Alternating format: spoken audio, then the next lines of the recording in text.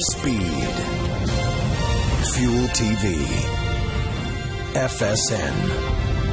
And Fox Sports. The greatest collection of sports networks in the world.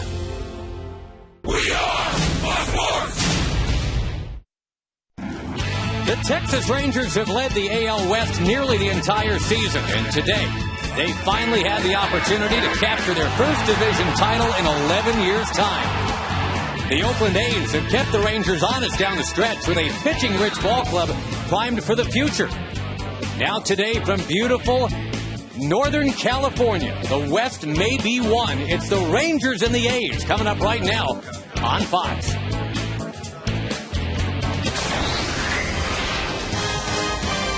Major League Baseball presented by Gillette plays on Fox today. It is a sun-splashed Saturday afternoon here in Oakland, California, and the Texas Rangers are poised to get where they haven't been since 1999. We welcome you to a special edition of Major League Baseball here with the Rangers and the A's with Tom Grieve. I'm Josh Lewin, and Tom, as you're well aware, the Rangers' marketing tagline this year has been "It's time," and, well, maybe today it finally is. Yeah, I think for the first time, Josh, coming into the season, the Rangers said, we expect to win. That put a lot of pressure on the team to perform. They've been ahead all season long.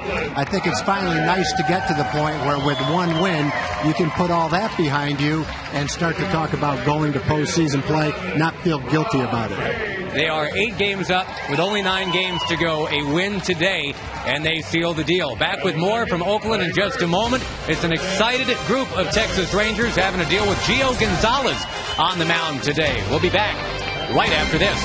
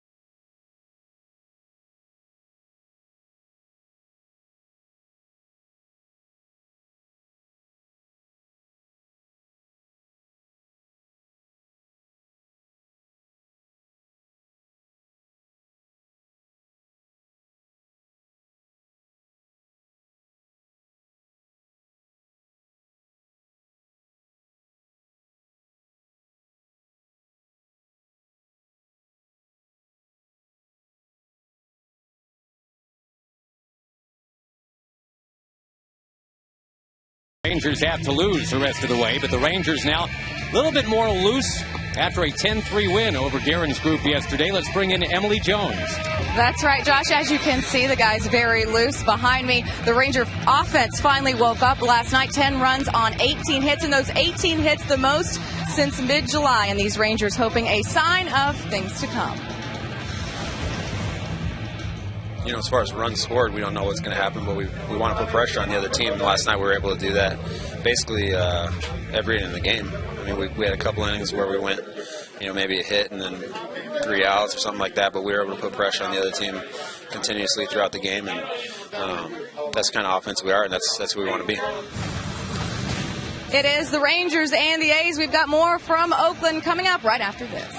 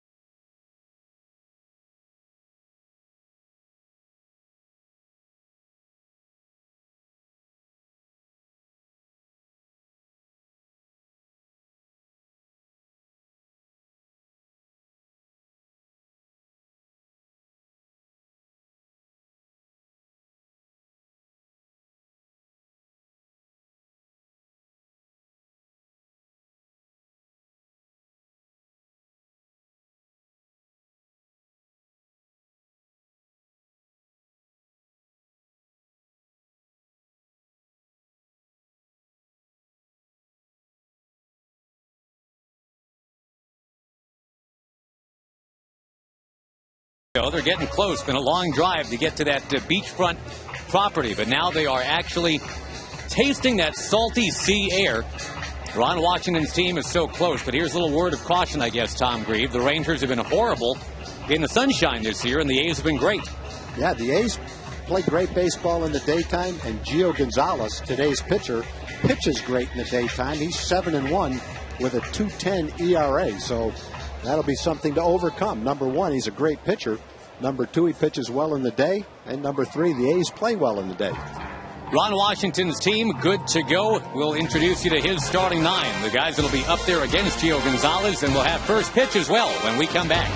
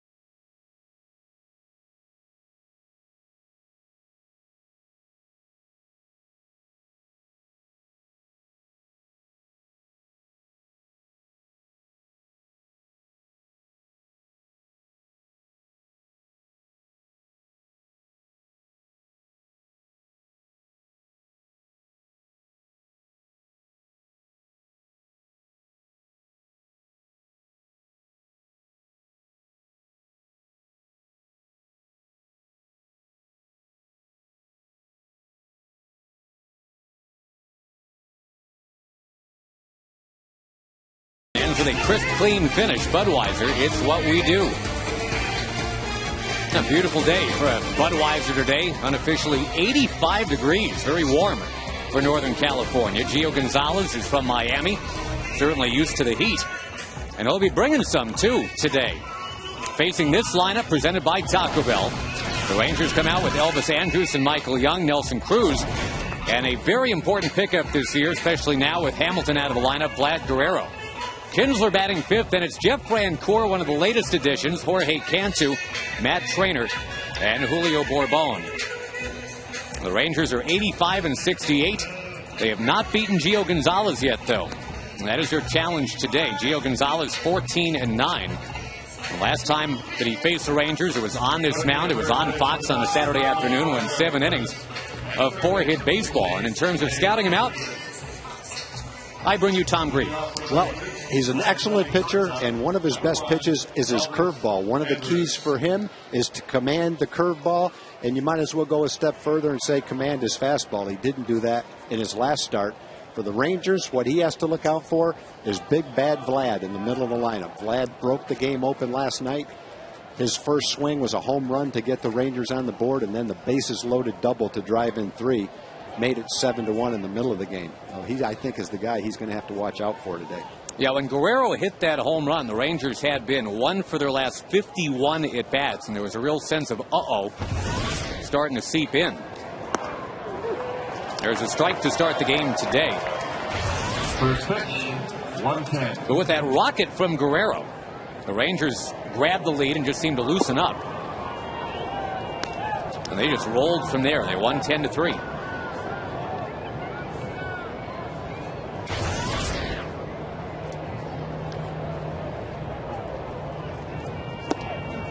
That win puts them squarely on the verge. Again, with a magic number of 2. It's that combination of Ranger wins and Oakland losses. And since the Rangers play the A's today, if the Rangers win, that's their win. The A's lost, and that's it. Chop ball off of Kuzminov. Pennington recovers. A terrific play. Barton with the stretch. And what a way to get going for the Oakland A's today. Well, that's a terrific play by Pennington. Kuzminov deflected it just enough so that Pennington could get to it, and it didn't go into left field. And then surprisingly, Pennington was able to get enough on the throw to get Andrus at first base. It didn't look, once the ball deflected off Kuzminov, like Pennington from that angle would have enough on his throw to be able to get Elvis at first base. But he did. What a stretch by Barton, too. And it brings up Michael Young. Here's sprint player firsts for Michael Young. No one's ever done this before. Started 130 games at second base, shortstop, and third base. Young started as a second baseman. Volunteered to move to short when Alfonso Soriano wouldn't. And then not so voluntarily, he moved to third, accommodating the man we just saw, Elvis Andrus. And Tom, for Michael Young, this is regular season game number 1,502. And if all goes well for the Rangers today, in 10 days, Michael Young plays in postseason game number 1.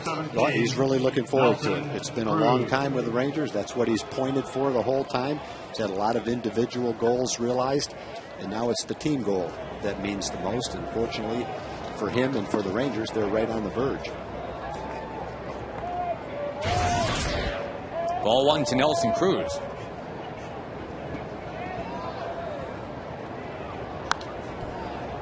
The A's defensively come out there with Chris Carter, Rajay Davis, and Matt Carson in the outfield.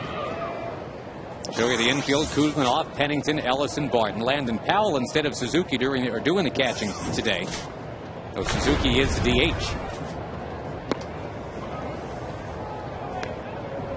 And Tom, just back to Michael Young for a second. He had a great quote coming out of spring training talking about the team dynamic, how everything is multiplied when you talk about a team sport.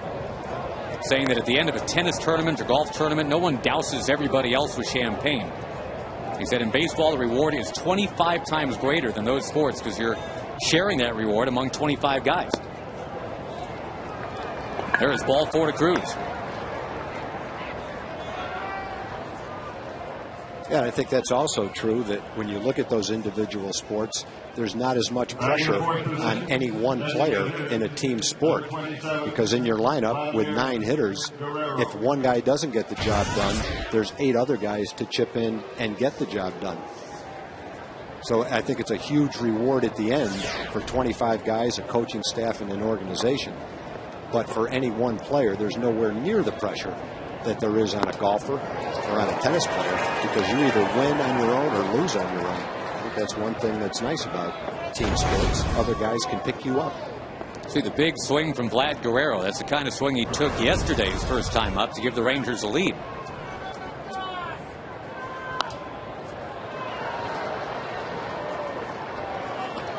The home run that he hit yesterday, number 28 of the season. He had 15 all last year as an Angel, which is why the Rangers got him on the cheap for 2010.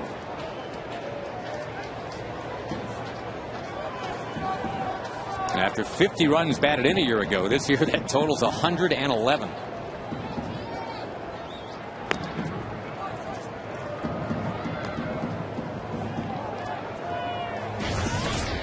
Guerrero has dogpiled on this field as an Angel. The Angels wrapped up a division crown here 4 years ago.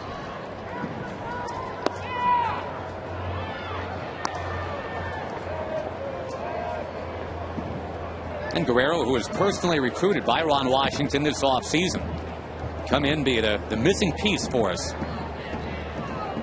That's pretty much how it's come to pass.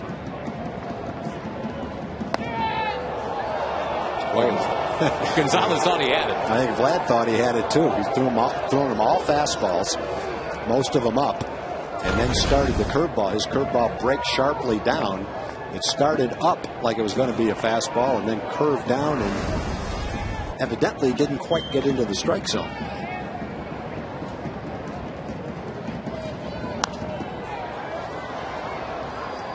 The home run yesterday for Vladimir Guerrero, again, just kind of shook the Rangers loose.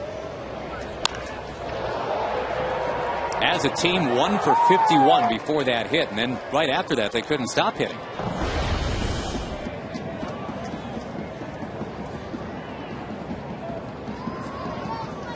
Cruz on the move, and the throw from Landon Powell is going to skip into shallow center field. Nelly Cruz on his way to third.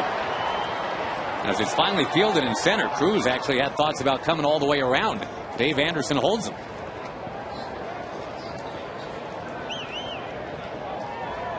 Well, Nelson Cruz, if he's healthy, could be a 30-30 guy someday. That's stolen base number 16 here in 2010. Yeah, he didn't even have a very big lead. In fact, he had a small lead. Got a good jump, though. He went on first move by Gonzalez. Powell didn't have much of a chance to throw him out. Rangers pretty aggressive coming out of the chute here, Tom. Gonzalez has thrown 7 strikes, and the Rangers have swung at 6 of those.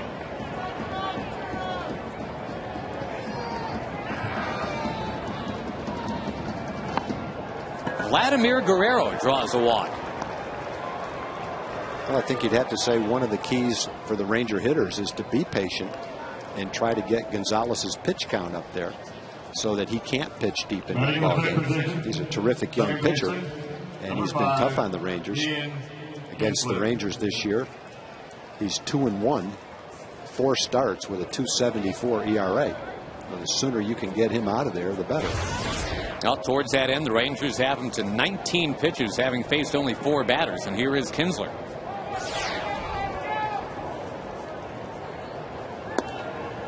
Gonzalez is second in the league in walks, and he's all over the place right now. You know, talking to the A's people in his last start, he didn't have good command of his fastball, but he developed pretty good confidence in his changeup in that last game. So he throws a good curveball, good fastball, and changeup.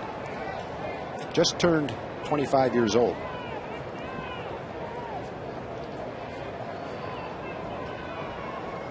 Pretty good numbers for not having good command of his fastball.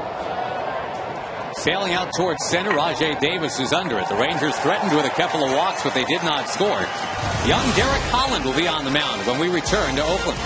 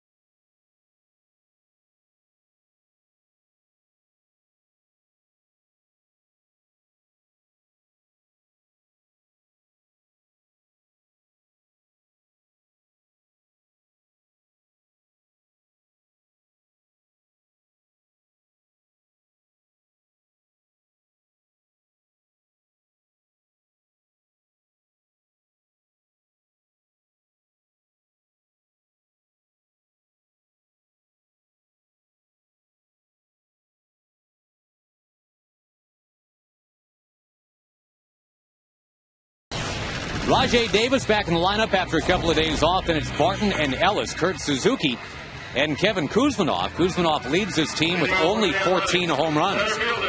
Chris Carter, the young prospect, good-looking young prospect in left. You got Matt Carson in right. Landon Powell catching, Cliff Pennington at short. Derek Holland last time out, a lack of command hurt him in a 7-4 loss at Anaheim. A 4.56 ERA for the year, in a year that has been marred by injury, too. Yeah, I think all season long, Derek has shown glimpses of what he's capable of, much like last year. And the key for him is to develop the consistency day in and day out, to go out there not only with good stuff, but to have good command. On a day where the Rangers have a chance to clinch it, keep your wits, stay calm out there, and remember that commanding your fastball is the key for any pitcher, and especially a young pitcher who struggled with that this year. Jerry Davis is the crew chief, the umpire that will, I guess, be in charge of whether or not it's a friendly and forgiving strike zone. It's not exactly that quite yet for him. It's 2-0. Burns that one, 2-1, 94 miles an hour.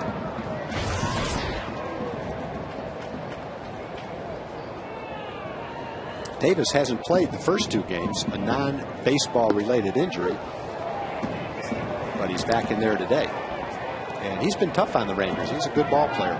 Plays good defense against the Rangers. Provides speed on the bases. Comes up with some big hits for him. Things all unraveled for the Rangers last year off a base hit from Rajai Davis. Holland's got to come down off the mound. There's keeping your wits, right? But Davis, with all that speed, is safe anyway.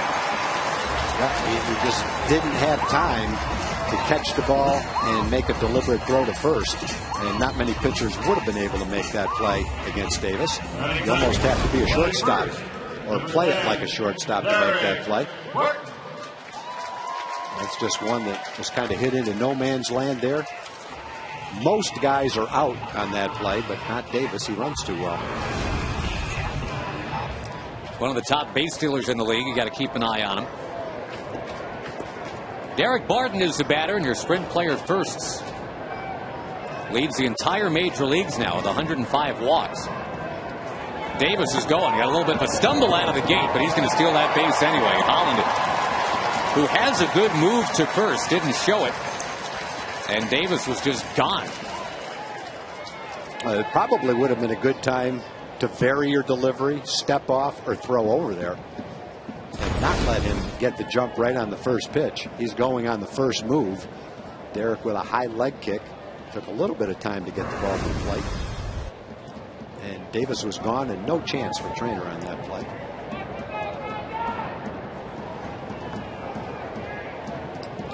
The A's don't hit for power. They're all about speed instead. And Davis certainly at the head of the class on that one.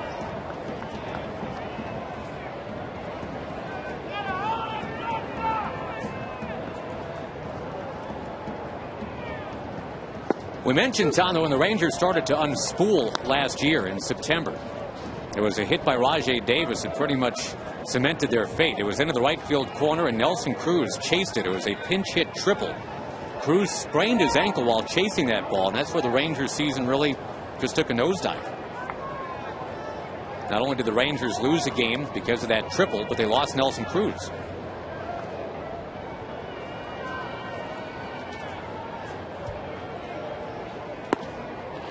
Good velocity on Holland's fastball today. The last two have been 95 and 94, both of them for strikes.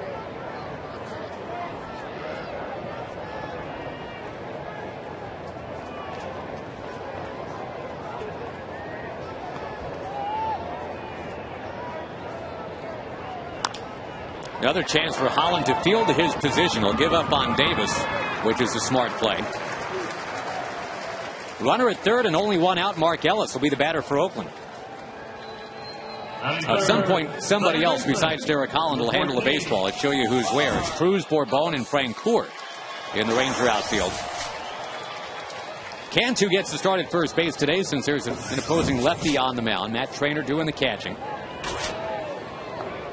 I guess from the Ranger perspective, they hope that Holland gets a chance to handle this next one with a man on third base.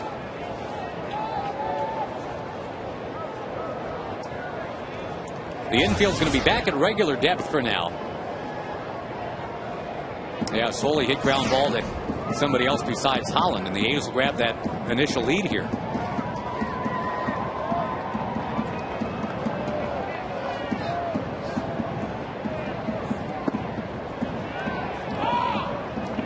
Mark Ellis has been a consistent performer for the A's for several seasons, and a guy that Ron Washington worked very diligently with to bring along when Washington was the infield coach for the A's.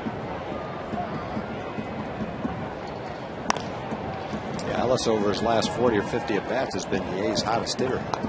Swinging a hot bat, a lot of multi-hit games. Worked his way into the third spot in the lineup right now.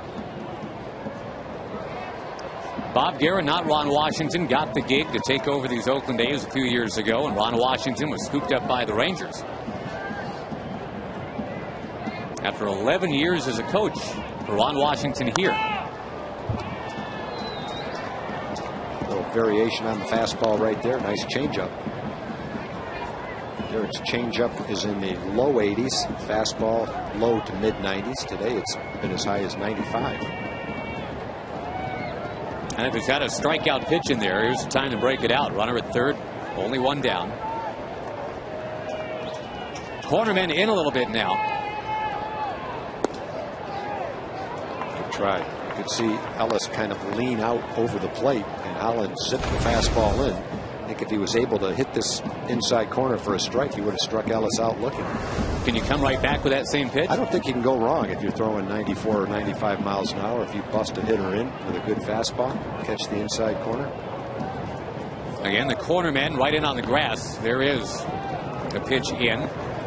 Not the fastball, though. If Holland loses Ellis, it sets up a double play. Kurt Suzuki would be the batter, and he leads the A's in hitting in a double play. He's contact hitter. The Rangers doubled him up last night.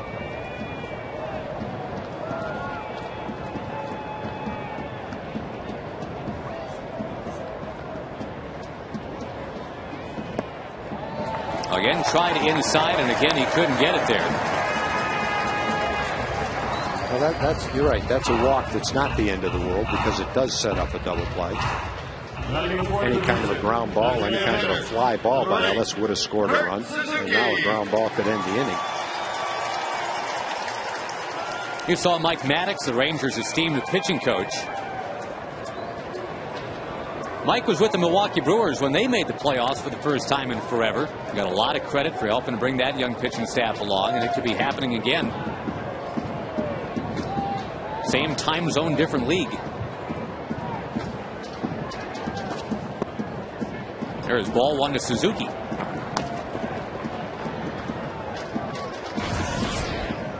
Holland has been behind every hitter so far. Has not thrown a first pitch strike yet.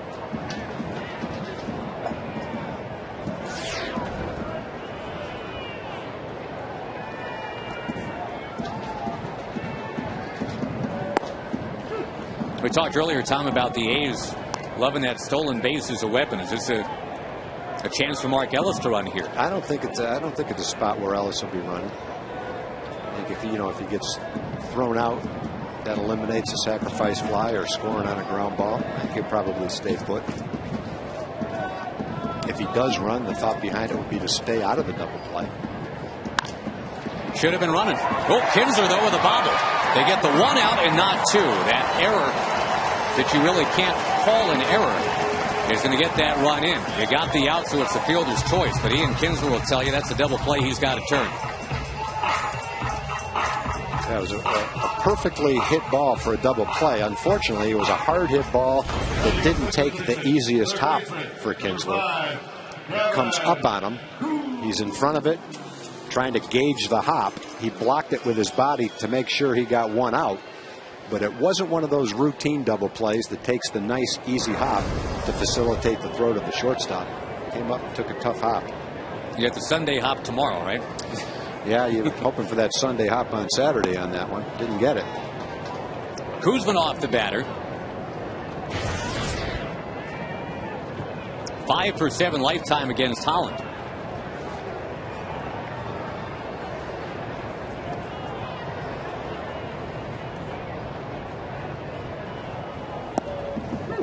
So the A's scratch out the first run today. Haven't hit a ball out of the infield, but they lead 1-0. Yeah, the only hard hit ball was the one Suzuki just hit. Davis's ball was just the tapper back to the mound. Right guy hit it though.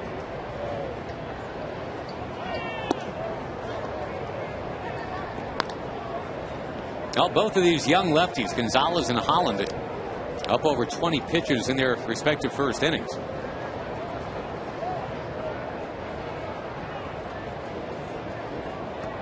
There's a stat that bears out what we're talking about. The A's are just not built like they used to be to hit the ball way out.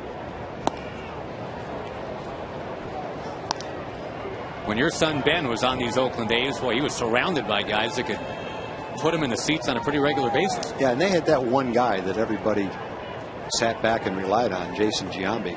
There was other good hitters in the lineup, but they had a Josh Hamilton, Vladimir Guerrero type. Giambi was that guy. Throw in Miguel Tejada, you're in pretty good shape. And of course, before that, in the Bash Brothers era, baseballs were flying all over the place in this yard. The other thing the A's had back then was good young starting pitching, and that's exactly what they have right now. They don't have the offense right now, but they've got the good young starters. Back then it was Hudson, Mulder, Zito, other guys coming along. Today when you look at Cahill, Brett Anderson, Gio Gonzalez, at the same stage, these young pitchers are probably ahead of where the A's young pitchers were back then. Mulder and Zito were still in college when they were 21 years old. These kids are already accomplished starters in the big leagues at that age. High fly ball from Kuzminov, and shielding his eyes from the sun is Nelson Cruz. Stays with it, makes the catch, and that will end the inning. The A's strike first, up 1-0.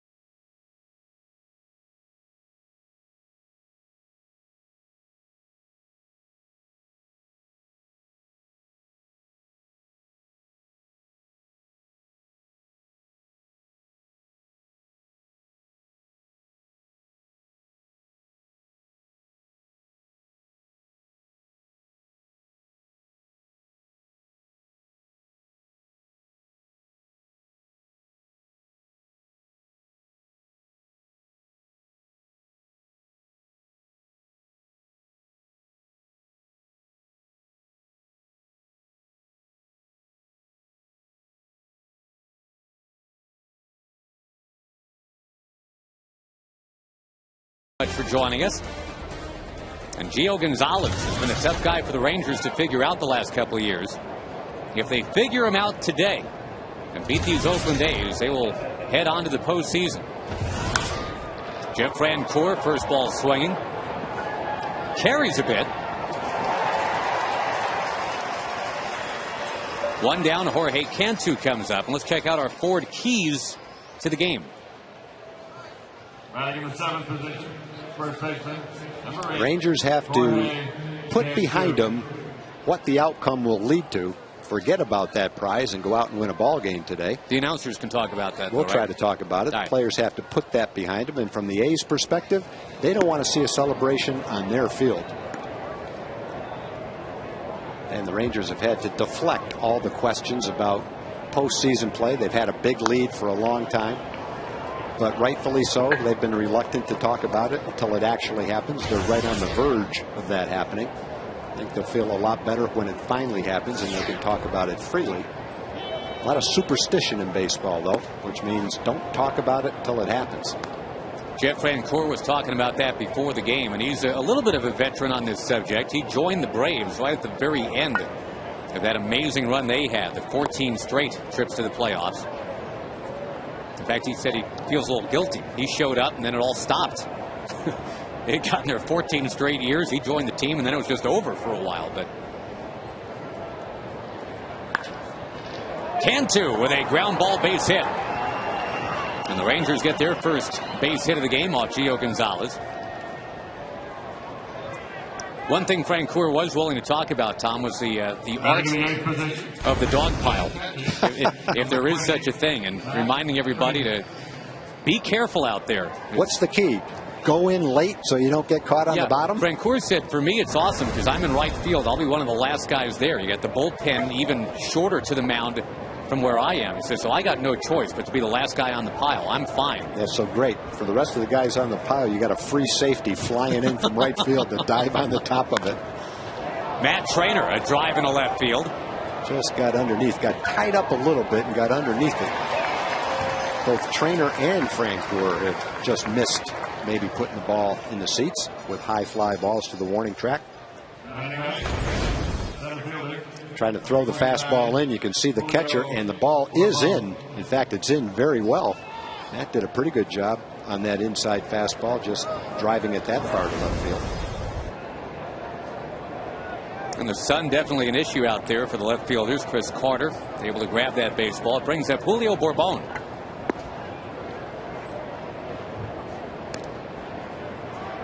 Again, the Rangers hoping to maneuver through the whole dog pile etiquette by winning this game today. If it doesn't happen today, obviously it could happen tomorrow. Chop ball, base hit for Bourbon into right. Cantu will stop at second. Nice job by Bourbon turning on that inside fastball. Well, he's 8 for his last 13 at bats now. Yeah, he's been plugging away the last month or two. Got his average up almost around 280. Becoming more and more accomplished, bunting down the third base line, dragging a bunt toward first base. Had a beautiful suicide squeeze bunt in last night's game. Earlier in the season, he wasn't as proficient, either sacrifice bunting or bunting for a base hit. That's one part of his game that's dramatically improved over the last 5 months. Well, it doesn't look like the Rangers taking a strike will be part of the MO today. There have been 13 strikes thrown by Gonzalez. They've now swung at 12 of them.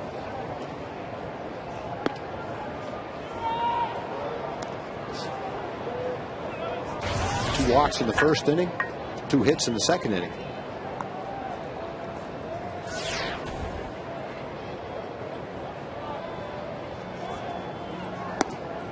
There's a taken strike.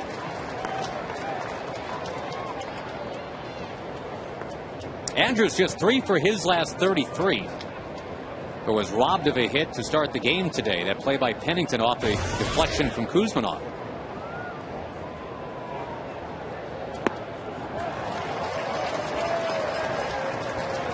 I would imagine, Tom, if you're trying to find your stroke again, Gonzalez is not the kind of guy you want to face. Not when he throws that pitch. That's a real good curveball.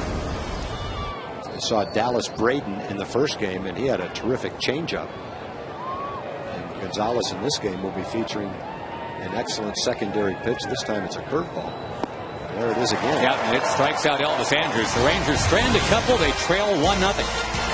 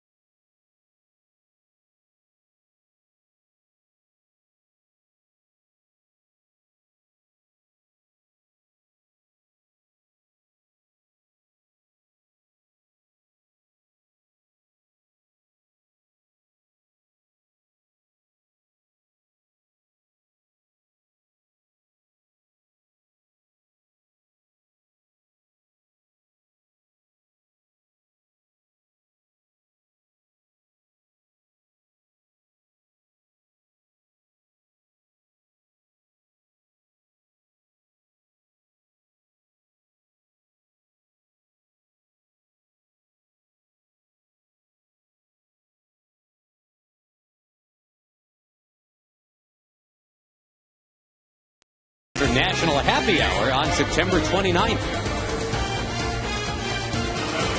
By September 29th, the Rangers hope to have a collective happy hour or 2 or 3, celebrating their first division title since 1999.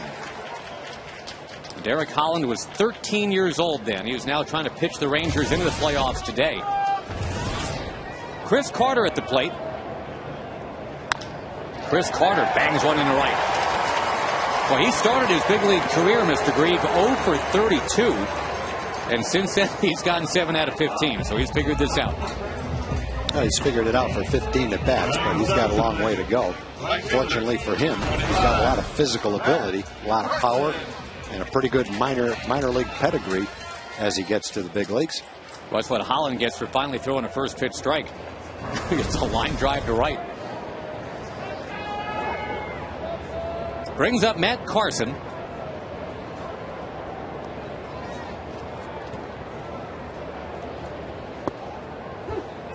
These A's are 77 and 76. And their goal right now, modest though it might be, just make sure they finish above 500 and ahead of the Angels. I think coming out of spring training, if you say you're going to beat the Angels, no matter what happens after that, you figure you're probably in pretty good shape. Off speed, it's 0-2. Could be that the Angels finish third this year. A's and Angels will jockey for that second place spot, it appears, behind the Rangers.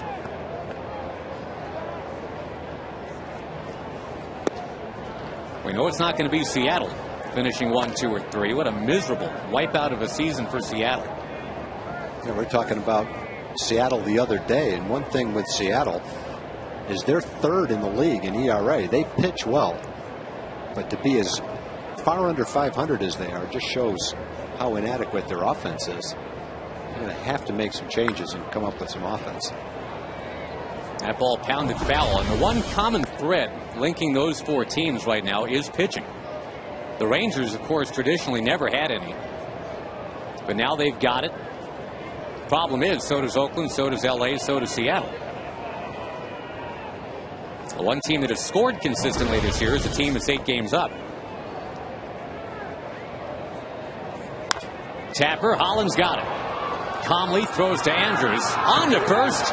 Not in time. It took just a little too much time to keep his wits about him. Yeah, there's a fine line between rushing your throw and throwing it wildly to second and getting yourself together and throwing a strike to second. And he just took too much time. It looked like he was possibly out at first base. The call went to the A's.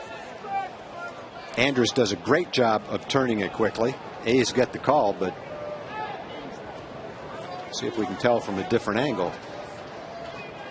Ron Washington out to argue. Tough to tell. From the Ranger perspective, it looked like he was out, that's for sure. And from Derek's perspective, he took his time, made a good throw, but maybe took just a little bit too much time. If today is the day the Rangers clinch, Ron Washington didn't want to have to be locked away, kicked out of the game. He wants to be out there to watch it all happen. So even though he's really upset here with Sam Holbrook, he might do well just to watch himself.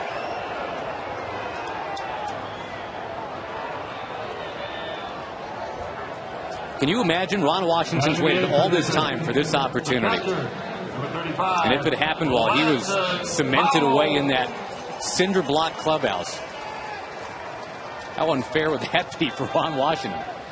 Yeah, the other thing he's got to be careful of, if he jumps off the bench and runs out to first, he may re-injure that hamstring that he hurt in the old timers game in Minnesota.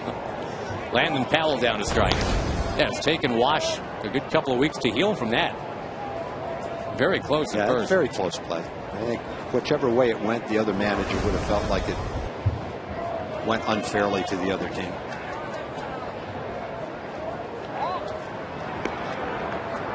Well, and Tom, just to finish your point about how all of a sudden this AL West is a pitching-rich division. The A's number 1 in ERA, Seattle number 3, and the Rangers are number 5. The Angels not far off the pace. They're number 7. Well, the Angels haven't had their customary season this year, but as you look to the Angels for next year, any rotation that starts with Heron, Weaver, and Santana is off to a great start. They just have to maybe add a piece to their bullpen and add another player to the middle of the lineup to go along with Kendry Morales, who should be back, and they'll be right back where they normally are, contending. As for Seattle, safe to suggest that a team on-base percentage of .298 will not cut it? That's probably not going to cut it, but any rotation that starts with Felix Hernandez is off to a pretty good start.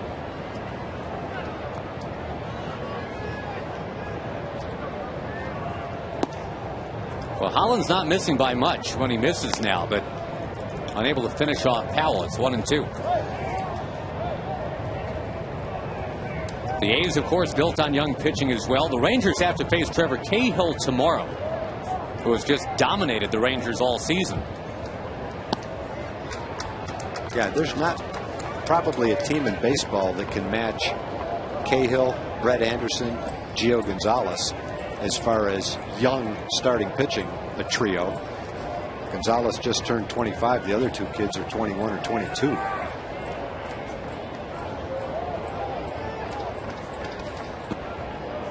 From 0-2 to 3-2 to Powell. See, the Cardinals losing today. The Reds' magic number now is 2. They can clinch a tie for the division title with a win at San Diego today.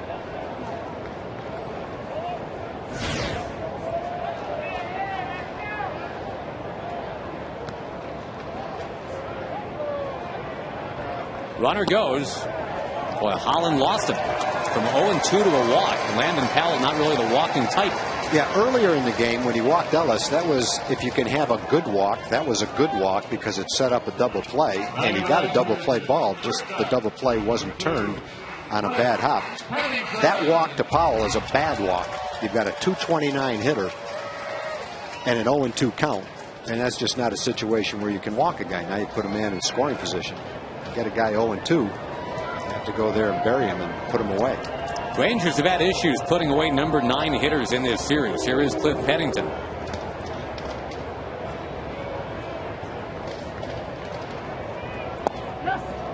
He went through on the bunt.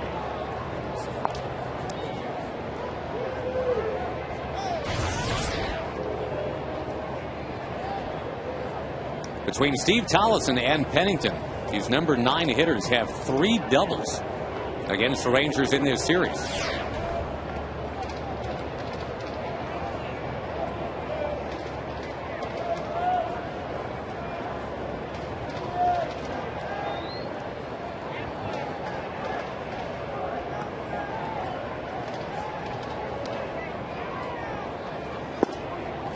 Pennington, a guy kind of limping to the finish line, hitting only 200 in September. And again, if you're pitching coach Mike Maddox, I'm sure you'd like to see your young pitcher go after Cliff Pennington. But right now, again, command seems to be a bit of an issue for young Mr. Holland. Do a nice change up there. And I think when you look at Derek Holland, as young as he is, as inexperienced as he is, what a great opportunity today to pitch in this kind of a ball game. A lot of pressure, but you learn under these circumstances. And when you watch the stuff that he has, a 92 to 95 mile an hour fastball, a hard slider, and a changeup, you see the opportunity for him to become an outstanding young pitcher. Elvis Andrus with a short hop, or no? That's a double play. That's a double play. He tagged the runner, tagged second. Inning's over. Yeah, and he talked Greg Gibson into it, basically. Well, Greg Gibson, he signaled safe. He said he didn't catch it. He just had to decide exactly what happened. Double play ends it. You're watching Fox Sports, and we're back after this.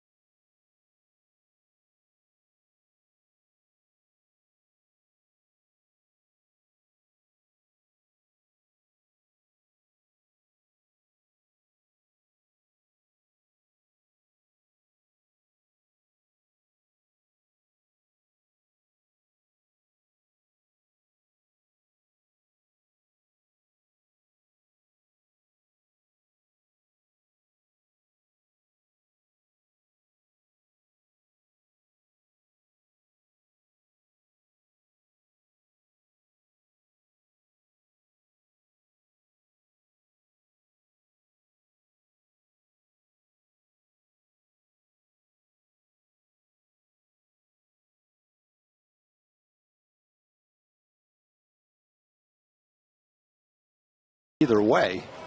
He catches it on a hop, tags second, so the runner is out, he tagged. The runner at first is out when he tags second base. If he caught it in the air, the runner left second base, so the batter's out, and then the runner at second would have been tagged out anyway. It all worked out just fine. The umpire signaled safe, which meant the ball bounced and it wasn't caught. If he caught it, the umpire would have raised his hand and signaled out. He signaled safe, meaning that he caught the ball on a hop.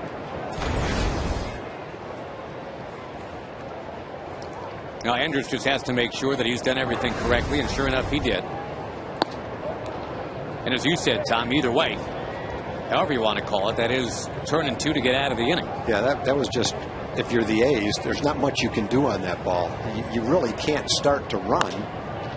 Michael Young in the air left field. That ball to the track takes off pretty well. That ball is out of here. Michael Young hit it right up on top of the shelf above the yellow line. The Texas Rangers have tied the game at 1.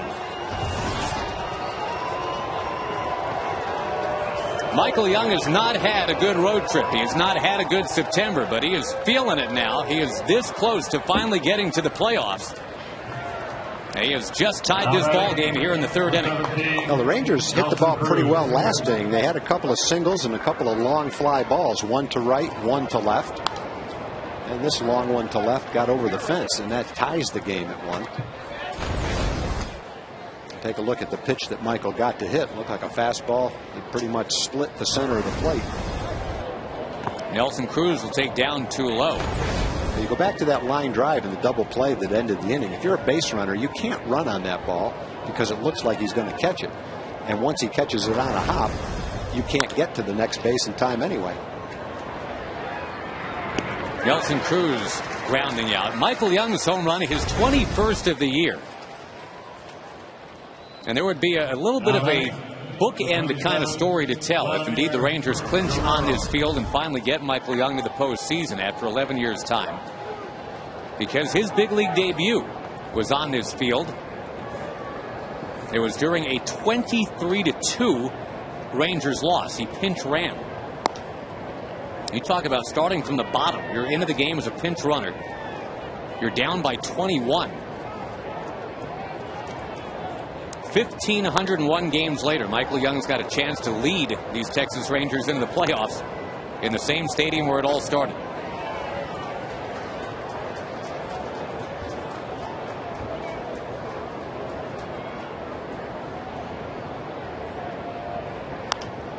Popped up by Vlad Guerrero. Up into this brilliant sunshine here in Oakland. Michael Young tells that story, by the way, Tom, about his first day on the job, so to speak. Wet behind the ears, running out there for the first time as a big leaguer. And 23-2 is the score. They introduce him. The PA guy says, now running at first base, Michael Young. And all the A's fans booed, just, because they were bored. They had nothing against Michael Young, but Michael Young says he turned to Bobby Jones, who was the first base coach. I was like, wow, tough room. Home team's winning by 21, and they're going to get all over me just for being here. Yeah, he was just happy to be in a ball game. Kinsler smokes one into center, put it right on the 50-yard line, right behind Gio Gonzalez. Well, the Rangers have had, so far, a good game against Gonzalez. They have 4 hits and 2 walks in the game. They only have 1 run. Gonzalez pitched out a 2-out, 2-men-on jams in the second and in the third. There's a curveball that stays up, middle of the plate.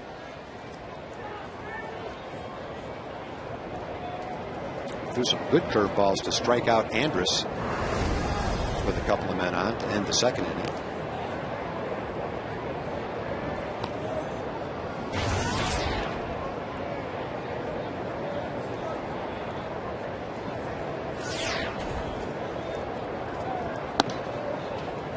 Up and outside to Jeff Francoeur, who was acquired by the Rangers at 11 p.m. on August 31st, 1 hour before the deadline passed to acquire players.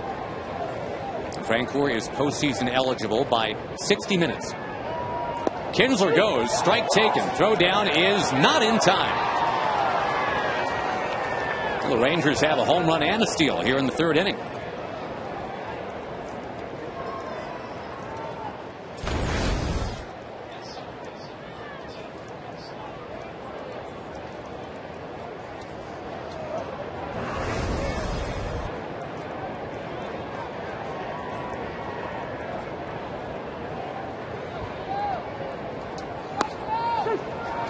taken for a strike again.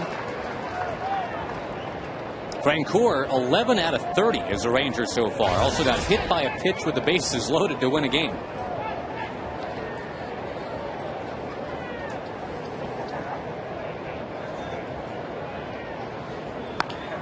Well, you know you're living large, too, when the guy that does that is Mariano Rivera. You want to sum up how well it's gone for the Rangers here in 2010 after a whole decade of darkness. Mariano Rivera is going to hit somebody with the bases loaded? Well, that was a game he was pitching for 2 days in a row. The day before that, he pitched 2 innings in a tie game. Came back the next day with nothing close to his normal stuff. Loaded the bases and then hit Francoeur. Francoeur rolls to second. The Rangers end up tying the game on a Michael Young home run. Bottom of the third coming up here on Fox.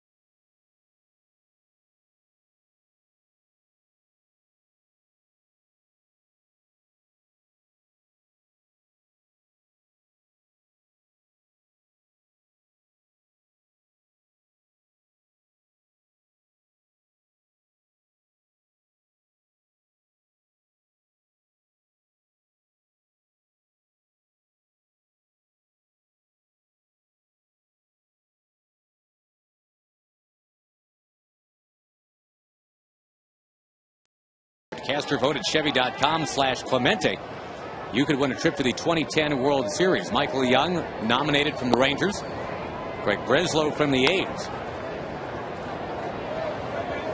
Rajai Davis batting. We're in the bottom of the third.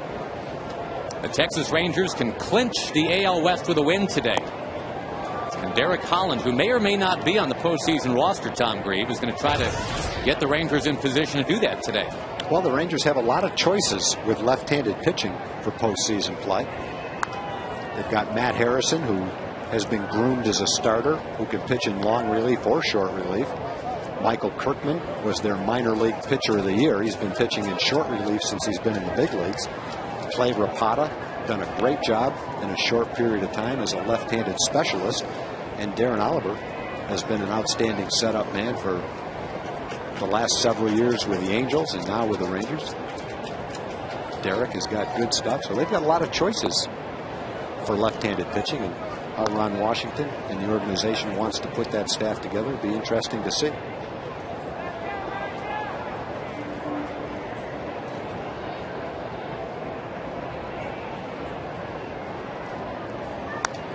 Holland will turn 24 during Game 3 of the AL Division Series. But again, whether or not he's actually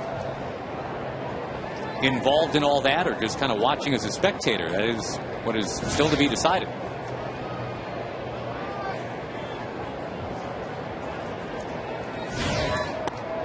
Now here's another situation where Holland got ahead and is in danger of losing somebody here, and Davis is not the guy you want to lose. He'll try to steal second. Yeah, I think sometimes with a young pitcher like Derek, you get ahead and you just try to get perfect. You try to make perfect pitches and you end up getting behind and maybe losing the hitter and walking them instead of just trusting your outstanding stuff. And there's a good example of it. You go to 3-2.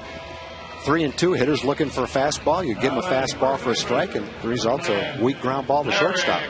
You could save yourself a lot of pitches if you make that same pitch earlier in the count. He does retire the speedy Davis. Derek Barton comes up next.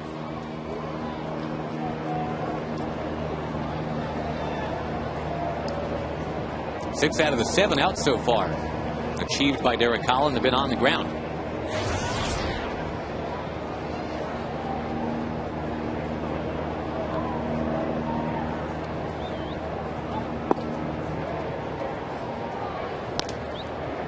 Got a sun-soaked crowd of about 18 or 20,000 here today. Again, the A's are hanging in there, but by a very thin thread.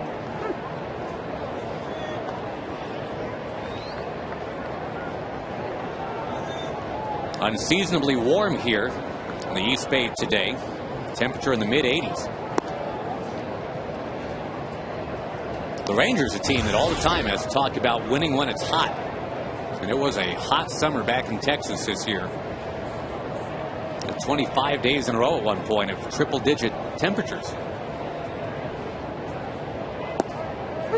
Strike to Barton, 2-2. That's how you beat the Heat right there. As long as nobody's sitting behind you.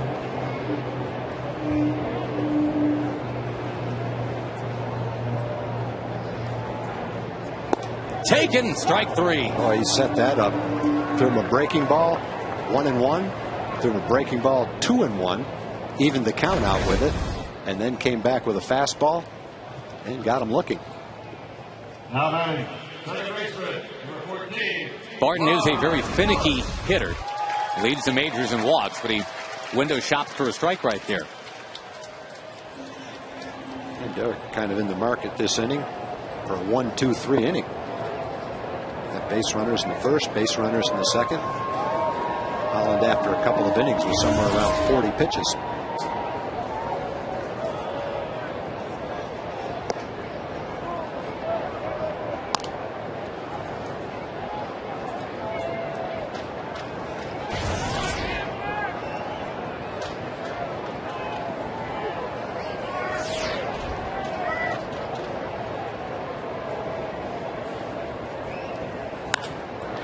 Slammed into left field by Ellis. Big hop. Corralled by Nelson Cruz. Now, one thing the outfielders have to be aware of in the outfield, and we definitely saw it in last night's game on the double that Guerrero hit to left center field. The grass has really been beaten down by football, and when it hits out there, it really skips quickly. It's not slowed down at all by the plush grass. And this ball almost skipped by Cruz. It looked like it was an easy ball for him to get to, and it was, but took that hop and almost bounced right over his head.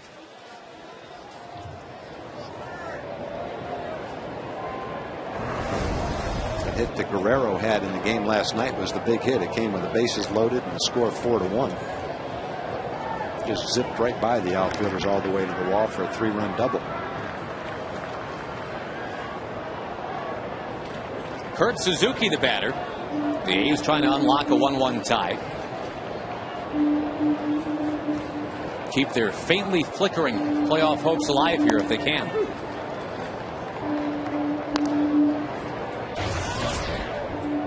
Rangers in this position because of a 10-3 win yesterday. They won with bunts and blasts yesterday. 3 bunts in 1 inning, but also 3 solo homers in that game. They ended a scoring drought with a major thunderstorm of offense. They had 1 hit Thursday. They ended up with 18 yesterday.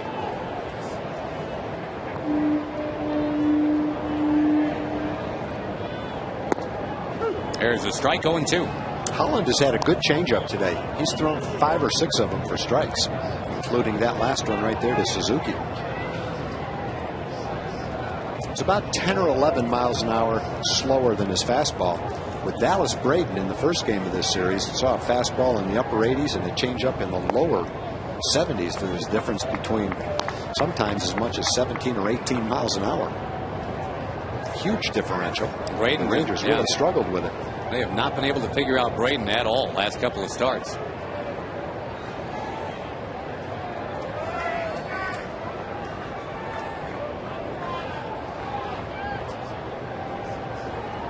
Well, Suzuki has driven in the A's run today. The Rangers run coming on a homer from Michael Young.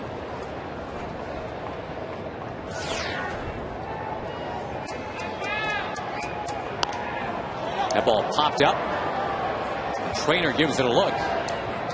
He's out of room. That RBI that Suzuki got, had Kinsler fielded a smash cleanly, it would have been a double play to end the inning. It looked like it was going to be a double play right till that last hop. And it just took a hop above Ian's glove and hit him in the chest.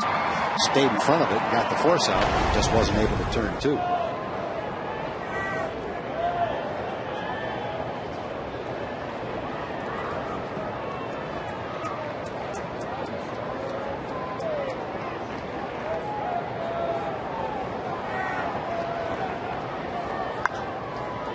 Suzuki with another foul.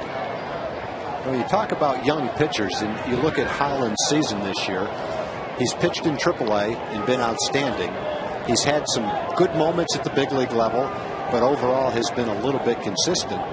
And he's going to be 24 years old. You look at Gio Gonzalez, who just turned 25. Last year with the A's, he was 6-7 with a 5.75 ERA. And walked 56 batters in 98 innings, gave up 20 more hits than innings pitched. And this year's one of the best young pitchers in the league. So it can happen overnight. Runner goes, they got him picked off. Cantu steps, throws, a tag, and they got him. Holland is out of the inning without having to deal with Suzuki. Getting his 3rd pickoff of the year. Tie game 1-1 at the end of 3 on Fox.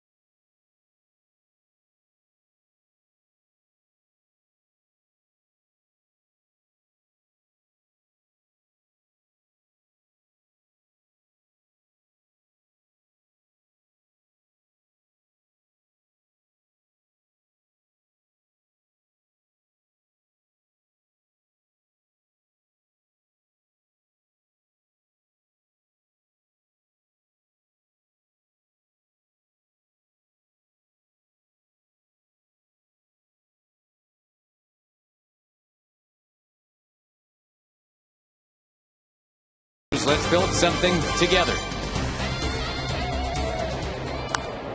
Underway in the fourth inning, Jorge Cantu against Gio Gonzalez. A 1-1 tie, the Rangers and the A's. If the Rangers win today, they are the champions of the AL West.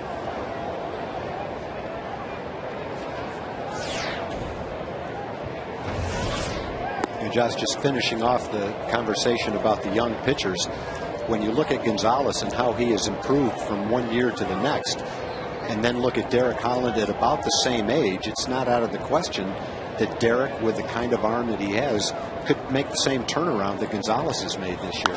And when you look at Gonzalez's numbers, they're almost exactly like the numbers that C.J. Wilson has for the Rangers. Gonzalez is 14-9, C.J.'s 14-7. Their ERAs are very similar. Innings pitched, they've each, coming into today's game, struck out 161. They've each walked too many. They're 1-2 in the league in walks. And so Gonzalez, the Rangers have watched C.J. Wilson all season long. The A's have watched Gio Gonzalez all season long, and they've seen pretty much the exact same thing. And so with Derek Holland, the Rangers look for him to make that same kind of a jump and approach that same kind of performance next year. If he does, they're in business with a great starter. Cantu grounds out. Plenty of good starters for the A's and plenty to be proud of the way they've competed this year. We just talked to Bob Guerin about that a minute ago. Yeah, our guys play hard every day for the whole game, and they battled all season. And, you know, Texas has had about a 7-8 game lead on us for a couple months, and it just seems like when we play well, they do. And, you know, they're obviously tough to catch, and, you know, no more days after a day. We got to get it done right now. Bob, when you look to the future, you have to feel pretty good when you look at your young starting pitching. That makes you a contender right off the bat, and that's something you guys can really hang your hat on, isn't it? I agree. It's a great foundation to build on, and you know what goes with that solid pitching is a real good defensive team all throughout the infield, outfield, catchers. So, you know, we just need to find a way to scratch a run here or there, and you know, get 10 or 15, 20 more wins by just a little bit more offense and that consistent pitching and defense. Fun to watch your team play, Bob. Thanks so much for your time. Okay, thanks for having me. Well, Bob Guerin has had his team in position to compete this year, even though they've just been slaughtered by injuries. And he's right. They just don't have the thump that they're going to need to really get it done right now. Trainer flies out. But on pitching and defense and in terms of showing up ready to play every day, can't beat it. Yeah, it's a great place to start. And I think it's the right place to start for any franchise with pitching and defense. Look at the way the A's have pitched at home this year. An ERA well under 3.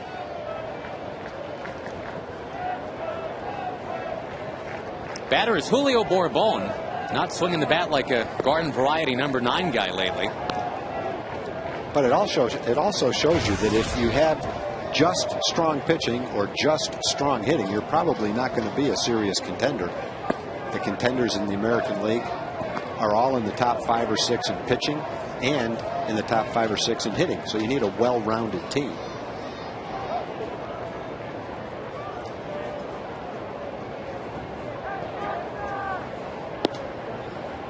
And for the A's, that would be some power in the middle of their lineup.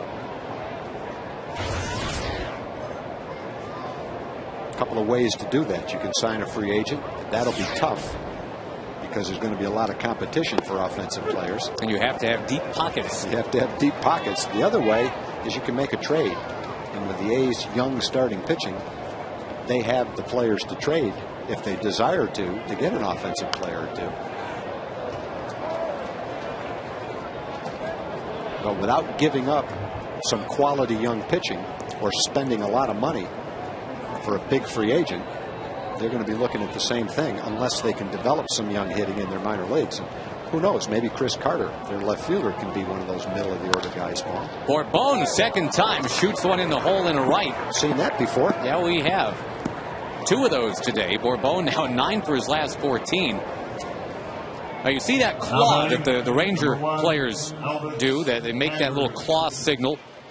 And that's been going on really since the start of the season. It took a while for the fans to catch on to it. But when something good happens like a hit,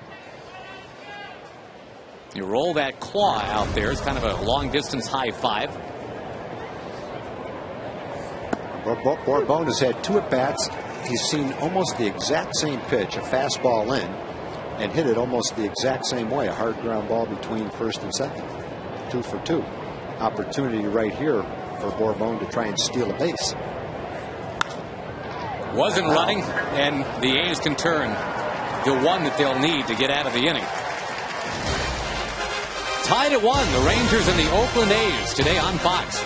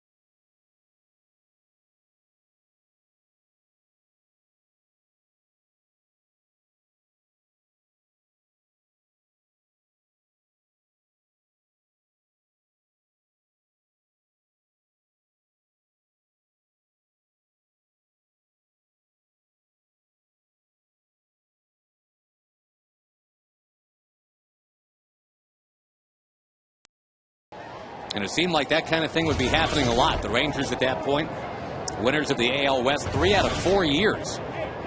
But they haven't been back since to the playoffs.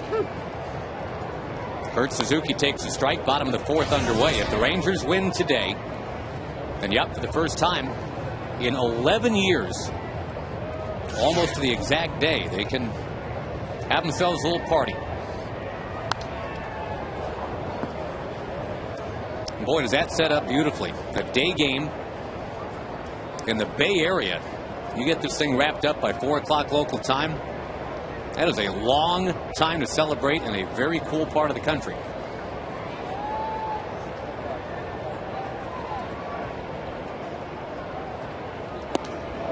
Suzuki spun out of there. And Tom, you made a good point right off the top of the broadcast. The Oakland A's, what they control right now, they don't want to see the Rangers start to throw confetti around on their field. No, and I don't blame them. The Rangers have been in that situation before, and it's not fun to watch the other team celebrate in your ballpark. Not in our house, right? Not in our house.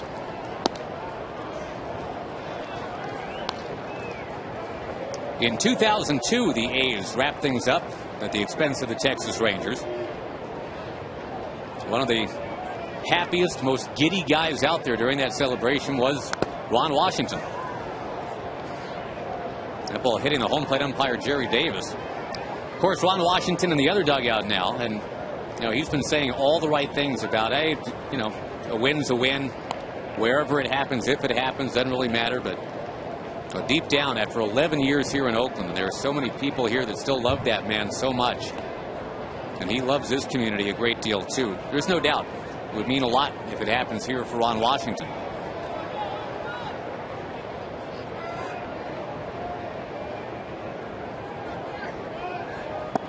Taken a called third strike by Suzuki. Another good changeup that fooled Suzuki. Looked just like a fastball, only it's 10 miles an hour slower. Just a second strikeout for Holland. They have both been called third strikes. Folks, you can visit your local Lowe's for details on how to enter to win a Scott's VIP World Series experience. That's the place the Rangers have not been, the World Series. In fact, they haven't been to an ALCS yet.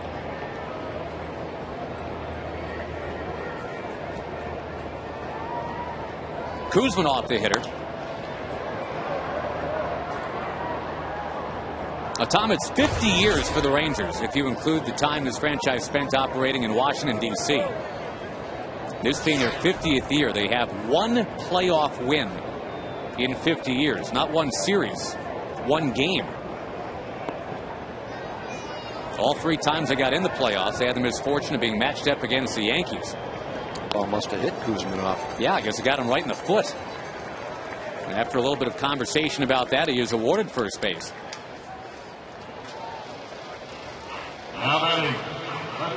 Number 22. Young power threat coming up, Chris Carter. We'll take a look at Kuzmanov here. Yep, right on top of his back foot.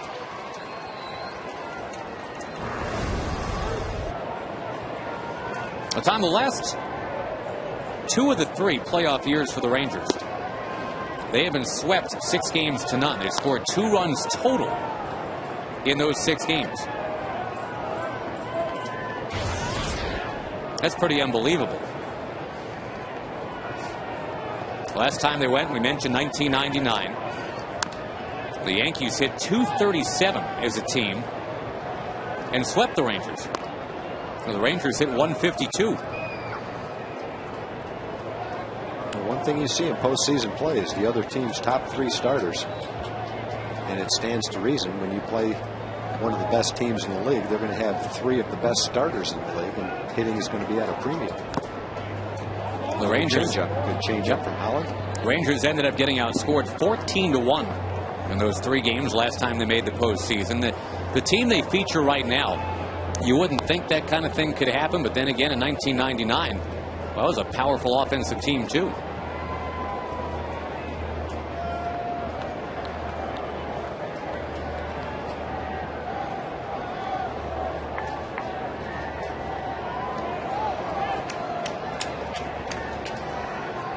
One-two to Carter is fouled. The Rangers kind of disproving the theory that some things are worth waiting for. They played for all those years in Texas without a sniff of the postseason. Then they do go there 3 times, and all 3 times they get massacred by the Yankees. They're just trying to get back and get another shot at it. Well, the Yankees are losing 3-0 today to the Red Sox. If Tampa Bay wins tonight, they'll be ahead of the Yankees by a game and a half. And if Tampa Bay wins the division, the Rangers would go to Tampa Bay and open up there.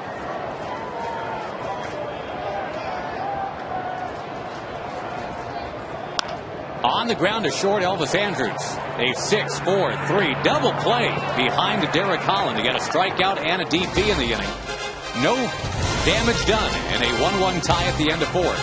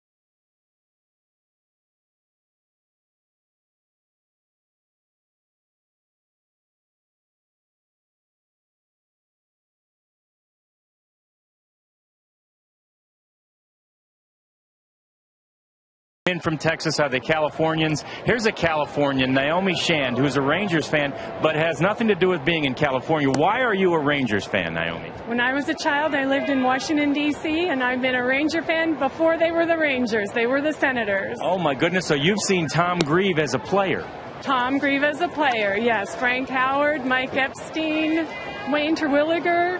Wow. Do you like Tom better as a player or a broadcaster? Oh, it would be hard to decide. He was a good player, but I love his broadcast. That's very good. And you know what, guys? She's seen some history here already. She comes to every Rangers game that is here at this stadium. So you have seen a couple of really historic moments here. I've seen the 2 Ranger no-hitters here, Jim Bibby and Nolan Ryan. That is a real Rangers fan, Wow. and she's so glad that there may be some more history made here this weekend, guys. Glad you found her, John. That's great. Michael Young with the bouncing ball to short.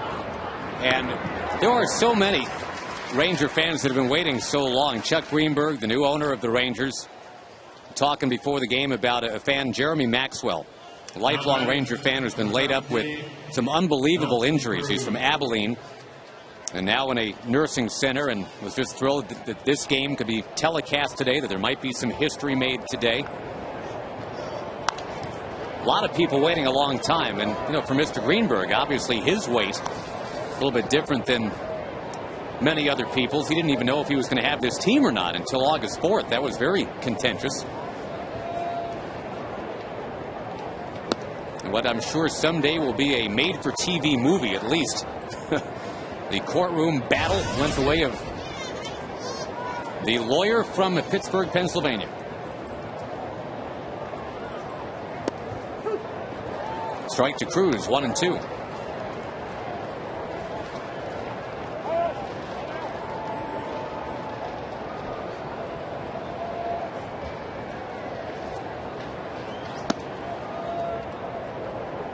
If it does happen here in Oakland that the Rangers wrap things up, well, this has been the site of some things that have gone the other direction for the Rangers before. They've had their hearts broken in this stadium.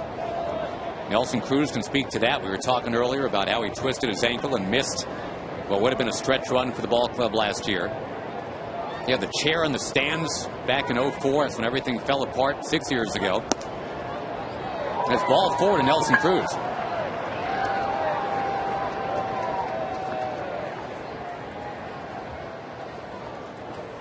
Now batting. Twice Nelson Cruz has walked. Vladimir Guerrero. And now Gonzalez has to deal with Vladimir Guerrero, who could well be comeback player of the year.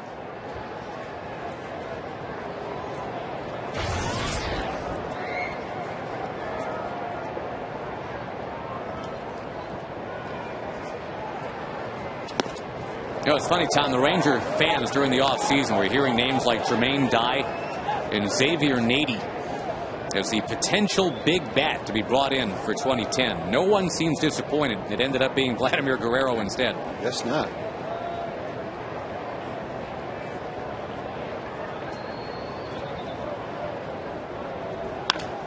On the ground to short. Both teams heading into 6-4-3 double plays the last couple of half innings. Pitchers duel halfway through. Tie game 1-1.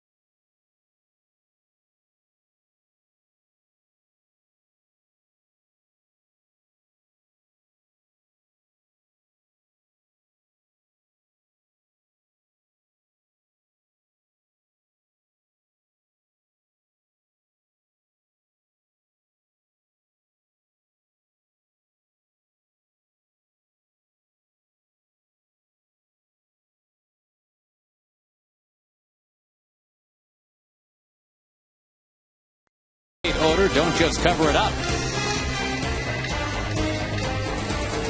It's somewhat ironic that we talk about that, about things like sweat, when Ron Washington, one of the coolest customers out there, is going to join us right now. And you don't let anybody see you sweat, Wash, but let's talk about your Texas Rangers team. They weren't hitting until yesterday. Was there a moment or two where you were wondering what the heck was going on? Well, you know, we've been through spells like this before where we score a ton and then we don't seem to be able to score any. We just went through that streak where we just couldn't get anyone to pick up an RBI. And, you know, last night we broke out and, you know, hopefully the gates stay open. Today it's just a good pitching duel going on. Speaking of the pitching duel, Wash. As Carson hits one in the air to center. That'll be handled for out number 1. What are your thoughts on watching Derek Holland pitching in a real important game for him this season? Well, he seemed to be under control. You know, he's out there doing the best he can to pound the strike zone. He's making pitches when he have to.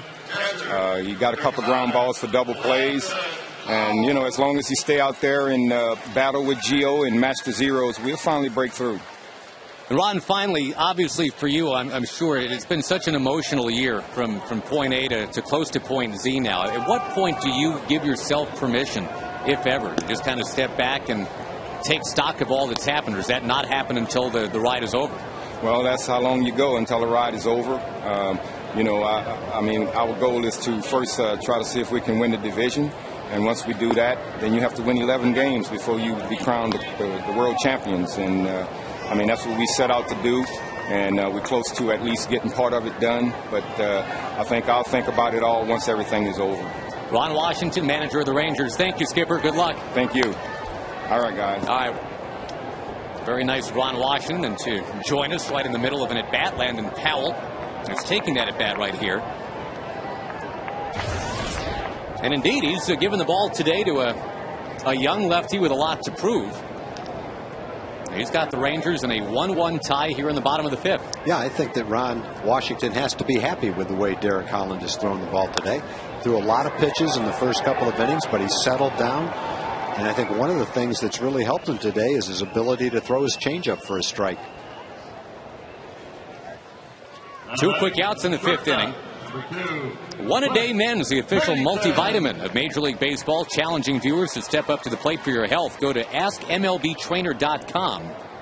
Get health tips from a Major League Baseball athletic trainer.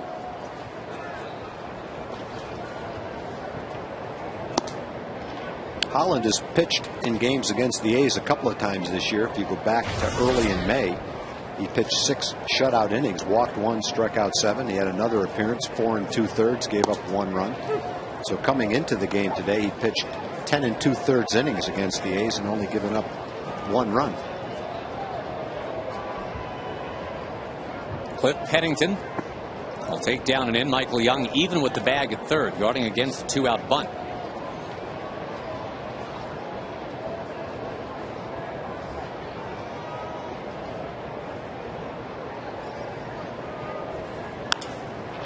That ball cracked into left center field. Derek Holland still has not had a 1-2-3 inning. Not a conventional one anyway. That was the first changeup that they put in play for a base hit. Only the 4th hit that the A's have had. And this changeup, instead of being down and away, is up and catches a lot of the plate. Pennington slaps it into center field for a base hit with 2 outs. Pennington probably a threat to run right here, you would think. Only 9 hits in this game, Tom, and the number 9 hitters have 3 of them. Pennington has stolen 25 out of 30 bases, so you'd have to think 2 outs in a 1-run game, in a 1-1 game like this, he'd be a definite threat to go.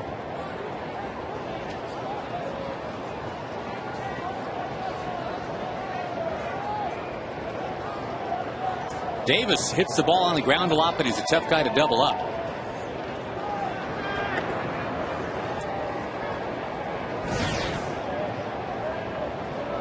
Again, these Oakland A's have stayed afloat with their pitching. They've got the best ERA in the American League. And they love that stolen base. Got 146 of those.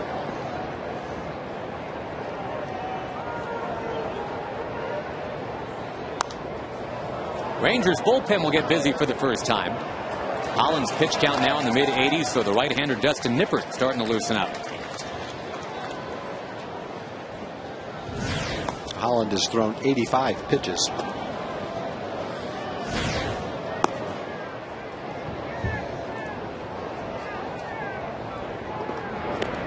Definitely wanting to keep Pennington close.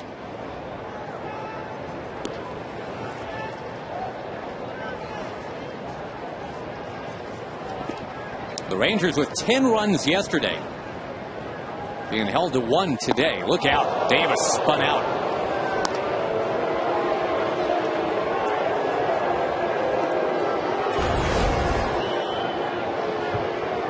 I'll back you off the plate a little bit.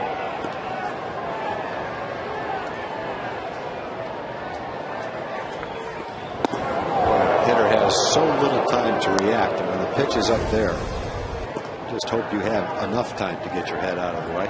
They call it chin music, but I notice nobody ever hums along with that. Yeah, that's not sweet music, that's for sure, boy. A 5th toss to first base to keep Pennington as close as possible.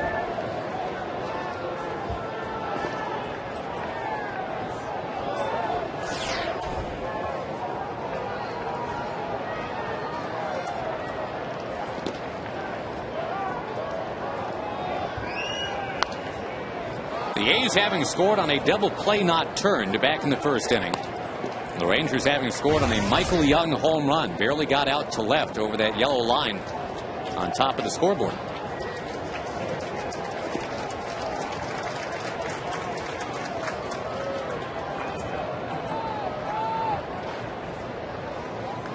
The ball that Michael Young hit might have hit the same spot that the one Jeff Francoeur hit in last night's game. Both of them right on top of the scoreboard out there, just barely got out.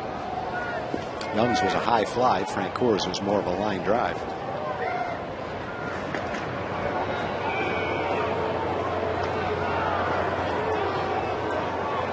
Well, in a 1-1 game, middle of the ball game, pitcher's job, keep that runner close. You got a guy that's stolen 25 bases. Do whatever you can to make sure he doesn't get a good jump. You have to throw over there a bunch. Fine. Vary your delivery to the plate. Step off. Go with a quick step. Anything you can to disrupt his timing so he can't get a good jump.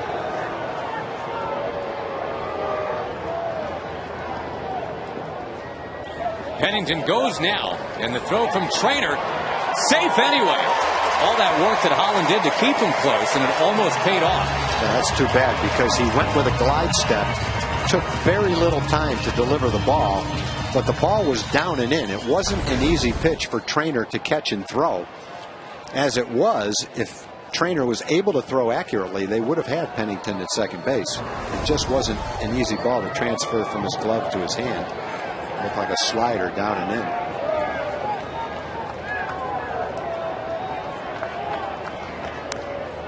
Tough time finishing off Rajay Davis.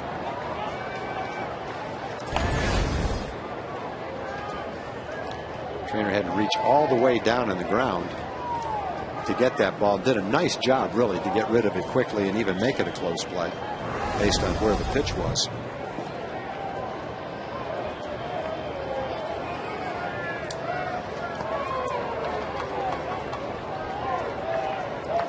Two out pitch. Close, but didn't get the call. 3-2. That's when the pitcher wants. He did what he was trying to do. Freeze the hitter on an inside fastball. See if you can see the catcher's glove. If that's a ball, then the catcher had his glove out of the strike zone because Holland delivered that ball right to the middle of his glove.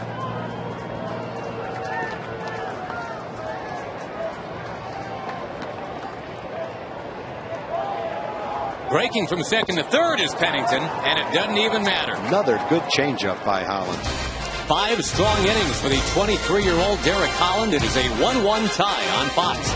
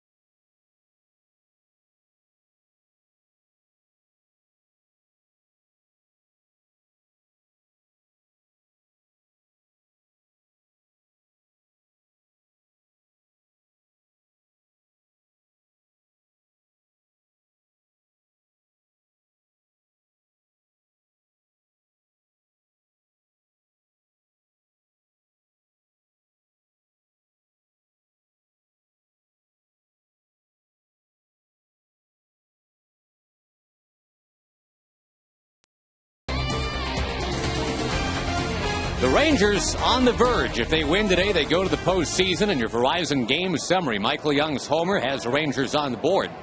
It's only been one hit in the game with a man on base that didn't lead to anything. And Derek Holland, 5 strong innings for Texas. Gio Gonzalez matching those 5. Kinsler, Francoeur, and Cantu to bat. Trying to muster up some run support for Holland.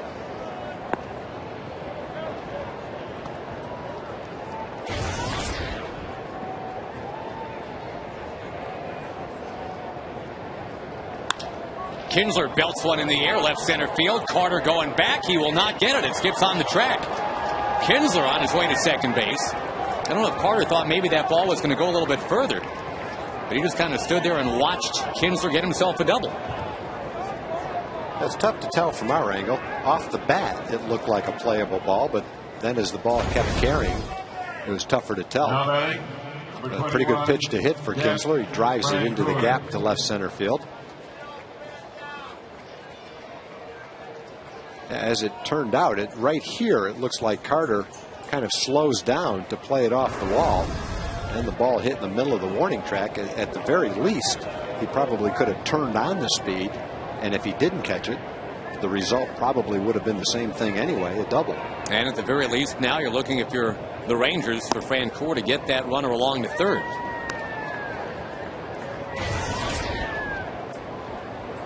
That would set it up for Jorge Cantu, and wouldn't that be something? Cantu, somewhat famously, has not been able to get a run batted in yet as a Ranger. It's been 83 trips to the plate. If Francoeur does his job and move Kinsler on to third base, it would set up beautifully for Cantu to finally come through on the day that the Rangers stand to clinch the division.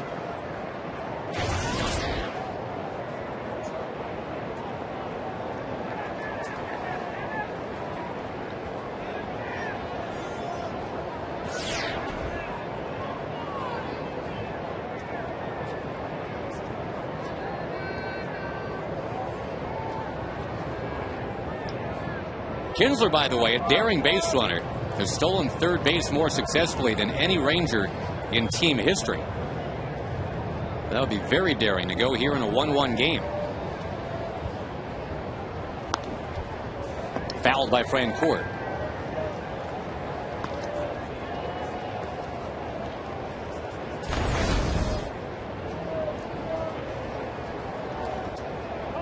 A good fastball by Gonzalez. If you're trying to keep the hitter from going to right field to move the runner to third, that's a good way to do it with that hard fastball right on the inside corner. And as a hitter, you pretty much have to forget about that here. Just try to make some contact. That one too far outside. So Francoeur, who started his year with the Mets and wasn't really hitting that much in New York, he gets grabbed by the Rangers right at that trade deadline a few weeks ago. Been a big part of what they've done here lately.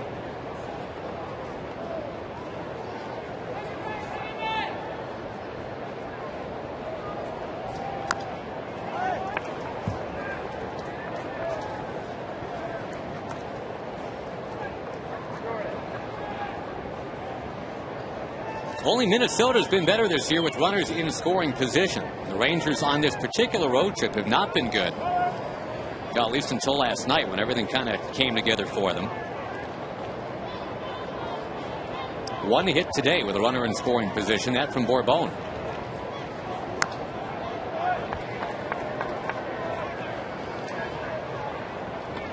And Gonzalez now at that pitch count up at 90.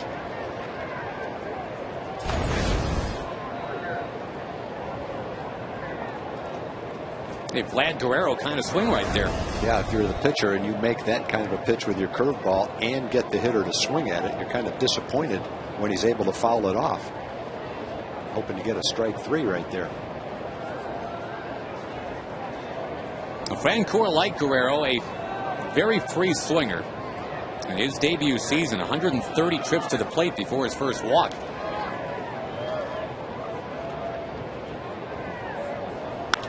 Line to foul. Boy, turned on that okay. Boy, after a couple slow curveballs, I think the thought from Gonzalez was, I'll sneak a fastball by him. Not quite. Nothing close to a fair ball, but definitely a quick bat. We'll see an 8th pitch of the at-bat coming up. The Rangers have that go-ahead man at second.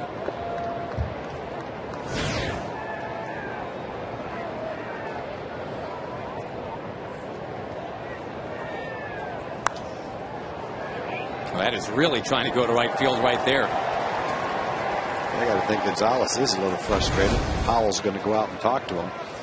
And he's thrown his best curveballs, and Frank Coeur just keeps fouling them off.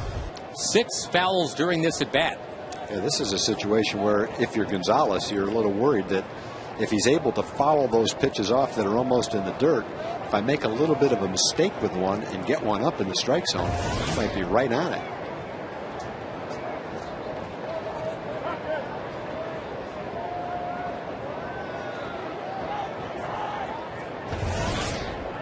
Long at bat continues on a 2-2 count. And will continue a little bit longer. A 7th foul ball. The catcher went out and talked to him. Now the shortstop's going to come in and talk to him. That leaves 6 other available guys to come in and do that later. More foul balls. You'll probably see the rest of them. 5 straight foul balls here. Again, 7 total in this at bat.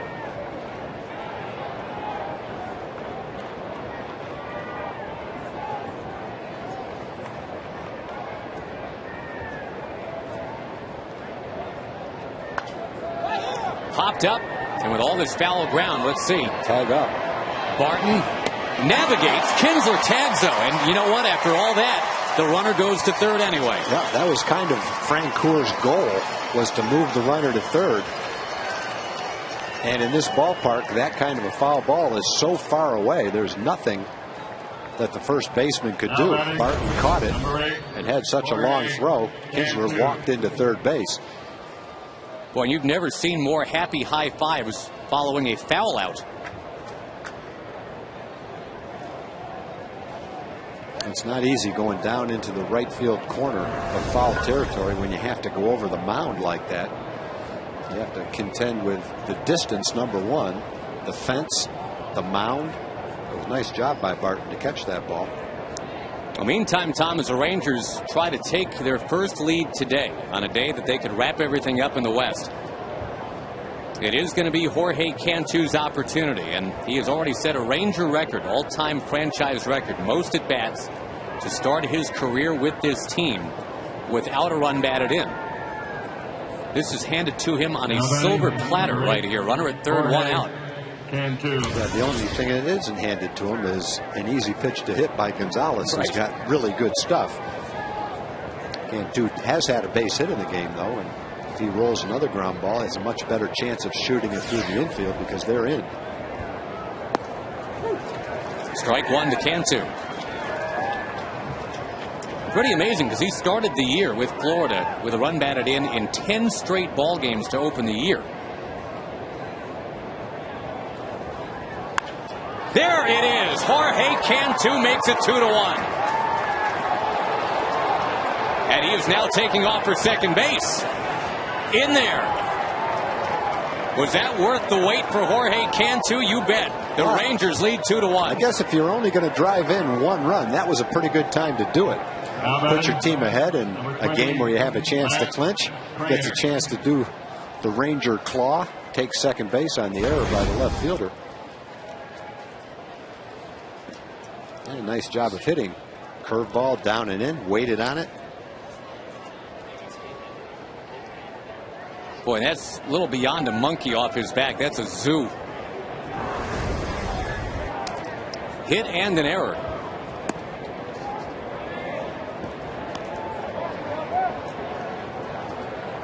Good to see, if you're a Texas Ranger fan, that Jorge Cantu still has that in him. And he broke out with a big smile when he got to second base.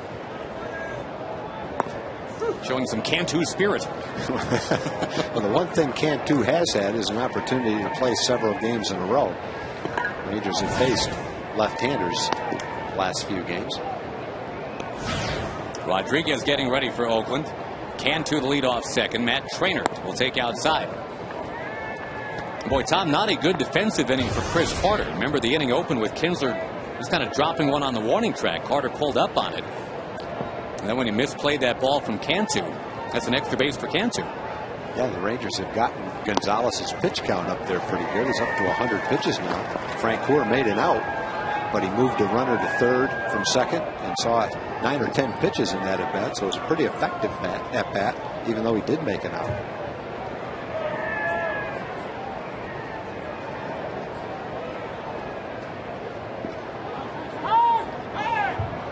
Two key guys for the A's aren't available today in the bullpen. Michael Wirtz, Andrew Bailey, the closer and the setup guy, haven't been available. Both of them injured. Makes it a little tougher for Bob Guerin late in the game when he looks down to his bullpen. Oh, the A's top to bottom is ravaged by injuries. Coco Crisp not available. Of course, Eric Chavez all year pretty much not available. Ryan Sweeney has been out. Guys they were really counting on.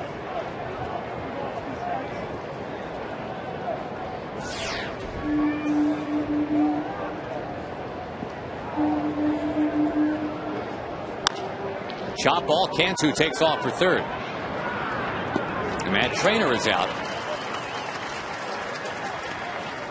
Again, Kinsler getting on with a leadoff double. Jeff Francoeur with a long, productive at-bat that ended up in all things a foul out. But it was productive because it got the runner to third. Gonzalez has a 199 opponent's batting average against left-hand hitters coming into the game. And Bourbone's hit 2 balls hard to right field for base hits. Blocked by Powell. Cantu was coming down the line. He's going to scramble back. Nice job by Powell. Kick save.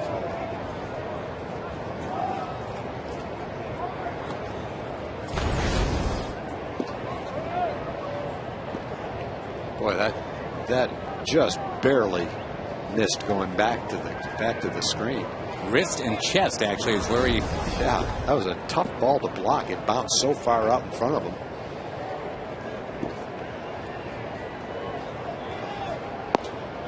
Ron Washington's been talking all year long about how it takes contributions from everybody on the team. The one guy that really wanted to prove that he was a contributor, Jorge Cantu, driving in that go-ahead run here in the 6th.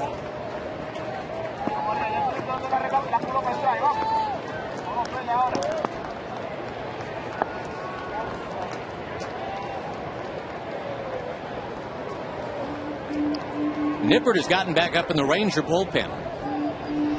Well, you have to think that Derek's going to go 5 then if he's back warming up now. Bourbon disposed of this time. The Rangers have their first lead of the day. Up 2-1 on Oakland here on Fox.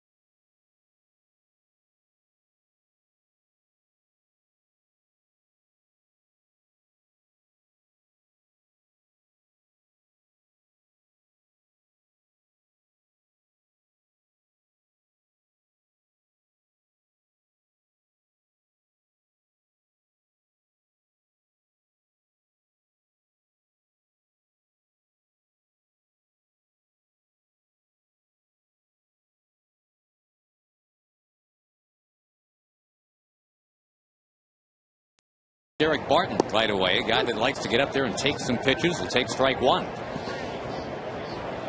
Well, for Derek Holland, it was a solid outing. 5 innings, gave up 1 run. Struck out 3, had a good changeup today. A little bit of a command problem early in the game, but picked it up late in the game. And he leaves with a 2-1 lead. Has to feel pretty good about the outing today. Well, and even if he doesn't make it onto the postseason roster, you can always look back if the Rangers end up winning this game and say, I was the winning pitcher to get the Rangers going forward. I'm not sure of what the Rangers are thinking as far as the postseason goes.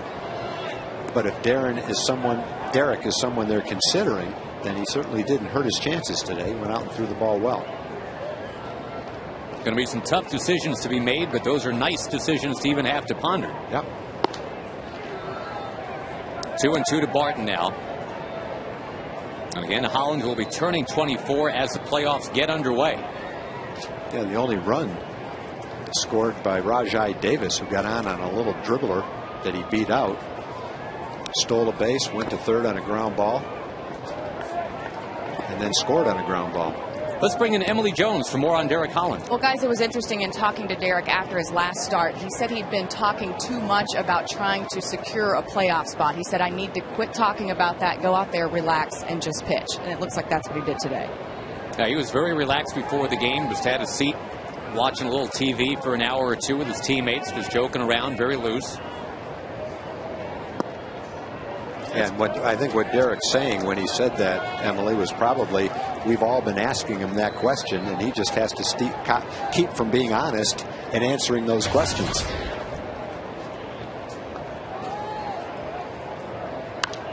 That media, boy, wear you out. Well, the media asks the questions that try to get answers that people want to hear, but from a player's perspective, sometimes those are answers that you're better off to sidestep a little bit. What do you say? No comment? Be all gruff about it, or can you just? No, I think you just say, I've got to go out there on my next start and pitch as well as I can, and those kind of decisions will be made by people that I can't control. The better I pitch, the better things are going to turn out for me. Now, speaking of control, there is Nippert missing to Barton. The tying man is on. Folks, you can catch all the action of the Major League Baseball postseason on both Fox and TBS. The excitement starts October the 6th. with the division series. Rangers hoping to be a part of that for the 4th time in their team history. And the first time in 11 years.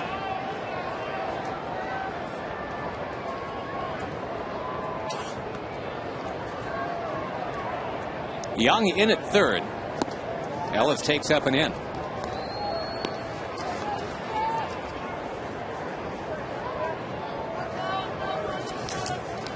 If they ask Ellis to swing the bat, he is 0 for 6 lifetime against Nippert. 5 groundouts. And a ground out well placed right here. Obviously the Rangers could turn 2.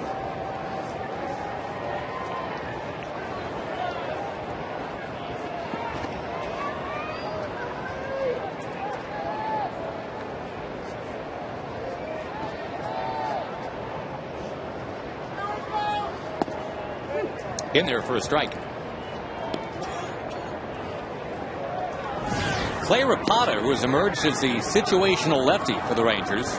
I'm thinking maybe if the A's decide to pinch hit a guy like Jack Cust, and the Rangers would be at the ready to respond to that. Yeah, I really don't see a batter coming up that Cust is going to pinch hit for.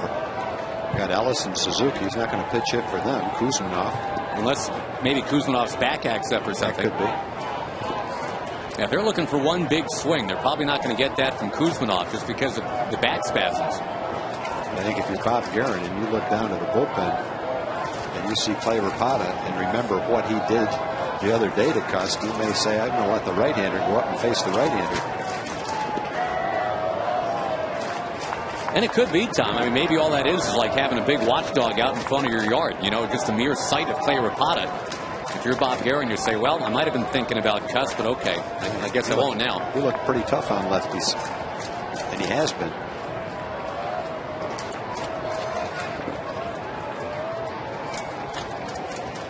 Infield hangs a double play depth. Nippert missing up too high.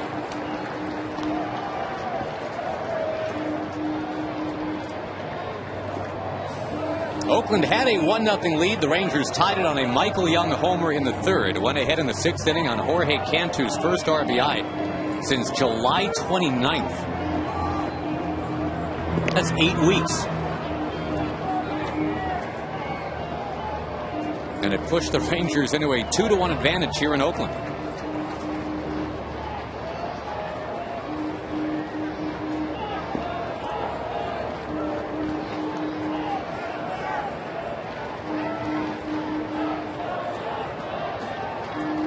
Nippert still very deliberate. Will get a pop-up. Travels out in the center. And there's Bourbon.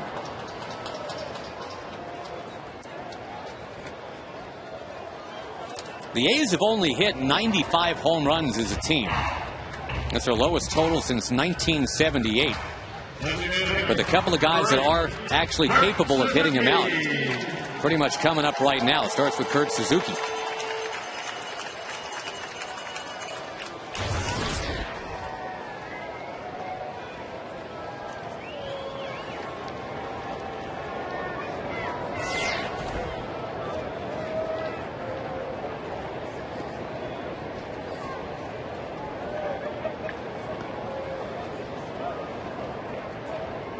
Suzuki in the past has had big hits against teams wearing Texas across the chest. In college, the University of Texas lost in the College World Series on a hit by this guy, Kurt Suzuki.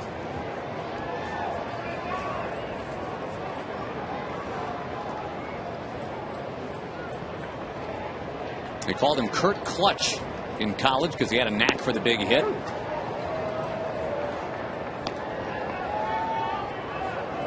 And he can at least delay some things for a Texas team right now. Again, the Rangers up 8 games with 9 to go. So you're talking about a 99.9% kind of deal right now that it's going to happen. But if it happens somewhere besides Oakland, the A's would be fine with that.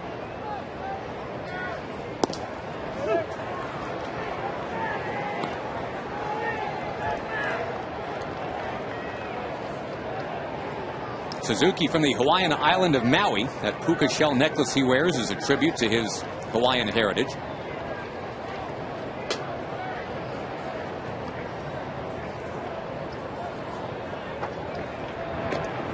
Now, whether it was Holland or Nippert, a lot of attention being paid to base runners here, Tom. And obviously, as we've talked about, that's because the A's love to run. Yeah, they like to run, and it's a close game, a lot on the line. So if you're a pitcher, keeping a guy who's a potential base runner, base stealer, close to first base, that's an important part of your job right now. A flare in the right field. Francoeur closing on it, makes the catch. Hung up in the air just long enough, and Francoeur went and got it. Francoeur is an excellent outfielder.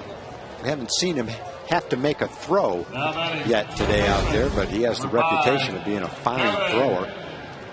He goes into the gap and makes that play easily. As Nippert tries to work around the leadoff walk to Barton. Barton now has walked 106 times on the season. Most in the majors. Very Jason Giambi-like. Just without the 35 home runs. The A's would like to have those 35 home runs. They have to find them from somebody. Also doesn't have as many WWE T-shirts in his locker that we know of. It seemed like Giambi owned 50 shirts, and they were all wrestling shirts.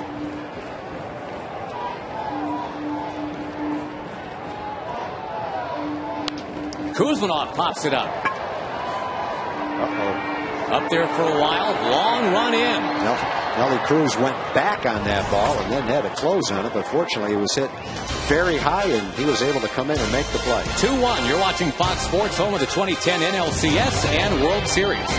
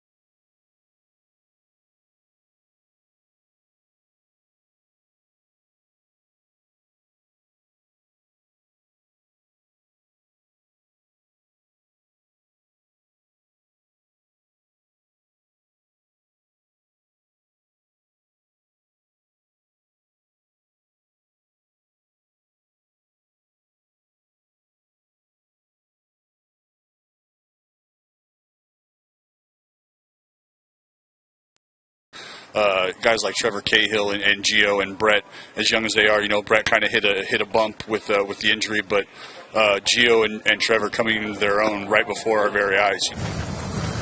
A couple of 22-year-olds, a 25-year-old. Dallas is 27. He says, hey, I'm not the old man. We've got Bobby Kramer now. He's 30, guys. Thank you, Emily, very much. Dallas Braden gave the Rangers fits a couple times the last 4 weeks. Gio Gonzalez was pitching well today. Now Henry Rodriguez takes over, throwing 100 miles an hour to Elvis Andrus. The Rangers have a 2-1 lead. And if they hold this lead, they will wrap up the AL West today.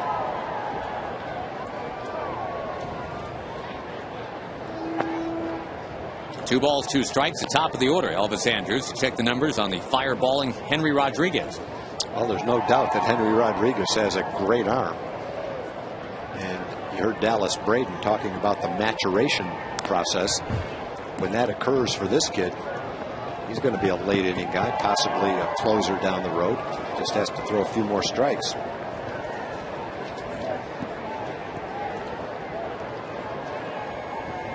Now, if you can indeed build around young pitching, the A's are in pretty good shape. We talked about Jeff Francoeur, Tom, coming from that Atlanta organization. Francoeur grew up in Atlanta. Andrus takes ball 4. And people forget sometimes that Glavine was young once, Maddox was young once, Steve Avery back then, John Smoltz. Now batting, number 10. Difference is for the A's, they've already had that built up and built back down again once. The Hudson Mulder Zito era. All those guys obviously long gone. Now they have to grow those crops again.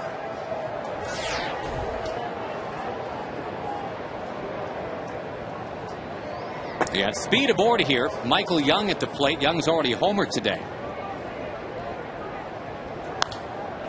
And knocks one foul. 98 this time from Rodriguez.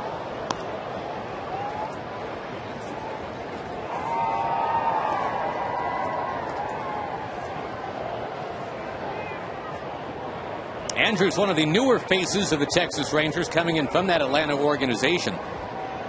Michael Young has stood as the true face of the franchise now for a while.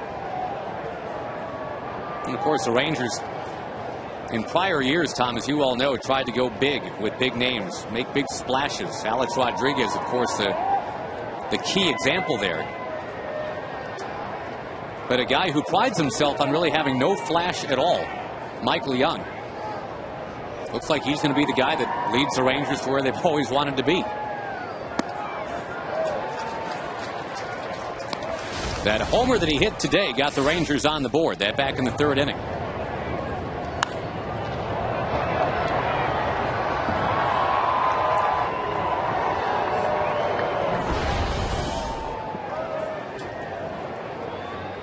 That's career base hit number 1,840 for Michael Young. But it's the one that just might help propel the Rangers in the postseason.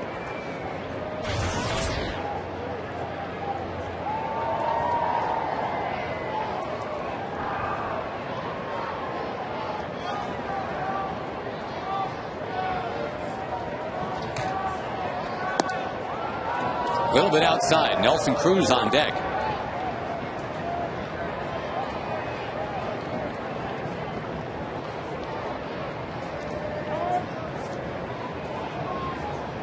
You said earlier, Tom, the Rangers would do well to get Gio Gonzalez out of the game as quickly as possible. And at least they got him out after 6. Didn't give him a chance to go 7 or 8. Andrus on the move. Young with a foul. Yeah, I think with what we've already talked about with the injuries that the A's have had, when you look at the fact that Wirtz and Bailey aren't available to pitch today, their bullpen's a little thin. At the same time, it's no day at the beach for Ranger hitters when Henry Rodriguez comes into the game throwing 100 miles an hour. I thought last night's game, a kid that we've never seen before, Justin James, really threw the ball well. He was throwing 96 miles an hour with a hard breaking ball. So there's some arms out there in the A's bullpen, no doubt about it. Andrus goes again. Good jump. Michael Young, another foul. Young has always been a really good fastball hitter. In fact, last year, Tom, that OPS stat, the on-base percentage plus slugging percentage against fastballs, was higher than the aforementioned Alex Rodriguez, also former Ranger Mark Teixeira. Not easy to hit a fastball that's going 98 to 100, though.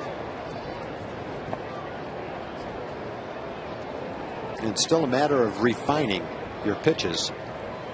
Raw talent is one thing, but getting the job done at the big league level requires more than that. And when you look at Rodriguez last year at AAA, he pitched 43 2/3 innings and struck out 71 batters and had an ERA of 5.77.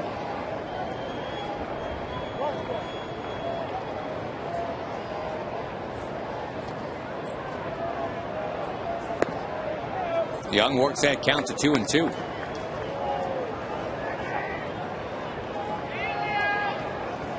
The Rangers have occasionally been reckless on the bases this year. 14 caught stealings for Elvis Andrus, but Ron Washington doesn't want them to lose that aggressive bent. Give the other team something to think about. And there is Andrus going again. Strike 3. And the throw down is not in time. It is a successful steal for Andrus. And you can see Andrus going almost every opportunity then, because Rodriguez is slow to the plate. His pitch gets there quickly, but the delivery doesn't get there quickly. And Andrus stole that one against the pitcher. Definitely not against the catcher. Catcher makes a nice throw, but Elvis is already there. Pitching coach Kurt Young is going to go out and talk to Rodriguez now and gather up the infielders too.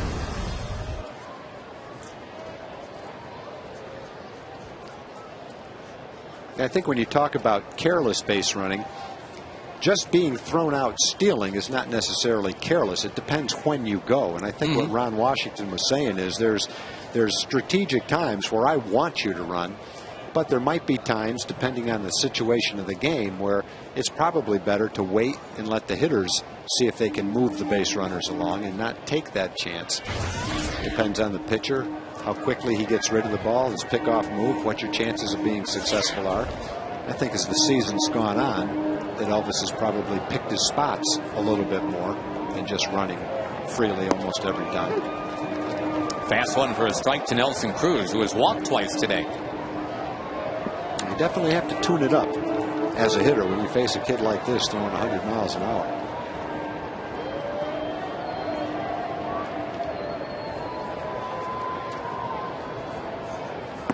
Cruz has been swinging the bat well of late, and last year, Tom, when the Rangers were in it in September for a while, Nelly Cruz really struggled to the finish line. He ended up 9 for his last 57.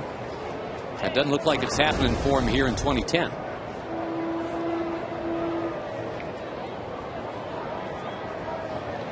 Big leadoff at second for Andrus, and Cruz knocks it down the right field line, right into the corner. It's a foul ball.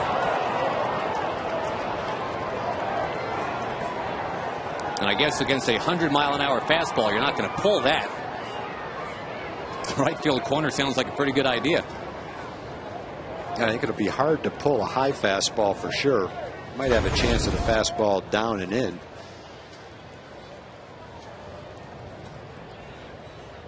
Boy, that right field corner again has derailed the Rangers in this ballpark a couple times. That's where all the shenanigans took place 6 years ago with the chair being thrown into the stands. That's that corner in which Nelly Cruz twisted the ankle last year.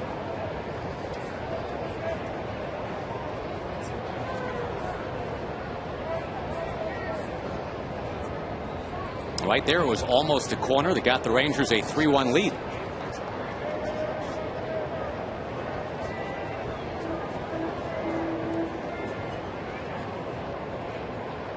Well, at this stage in the game last night, it was a similar game, 2-1 game. Rangers moved it to 4-1, then 7-1, then scored late. Pretty crazy. The Rangers had that stretch where they had to, well, basically just a couple of earned runs in a stretch of 37 innings. Then they ended up with 8 runs, all earned, in the 7th and 8th last night.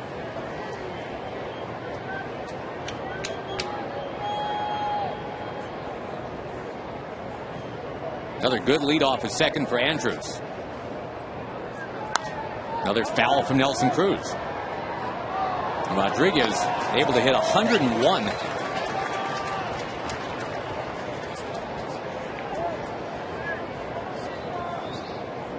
It's been 2 runs on 7 hits for Texas, 1 run on 4 for Oakland. 2 Oakland errors, and the Rangers have played errorless baseball for the 7th time in their last 9 games. Andrews going, great jump, and the ball getting away from Powell. Andrews, big turn, here he comes. He's going to score. It is 3-1. He scores from second base. Well, Andrews happened to pick a perfect ball to run on. It was a ball in the dirt. There's no way he was going to be thrown out at third base anyway. He had such a good jump. But with that jump came the opportunity to score once the ball kicked away from Powell, and Andrews definitely took advantage of that. Powell tried to catch the ball, I think, so he would be able to throw it rather than go down and block it. And the choice to try to catch it proved to be a bad one because the ball got away from him. He didn't block it, and Andrews scored. Walk, 2 stolen bases, and a wild pitch. Now a ground ball to third, vacuumed up, and Cruz is out. Well, again, the Rangers have been constructed for years as a team that could only score when somebody hit the ball a real long way. Now they are built to score doing stuff like this. They have stolen 4 bases today, Tom. Andrews getting credit for a steal of third there and coming in on the wild pitch. Well, one of the things that as time goes on Rodriguez will have to improve on is holding runners. Right now he's concentrating so much on throwing strikes that he's allowing the runners to, Elvis Andrus in this case, to get 2 big jumps. To steal second, then third.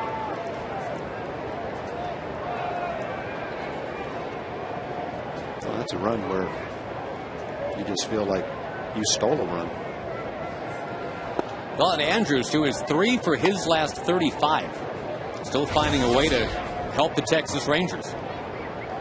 Walk, 2 steals, and then the mad dash coming home.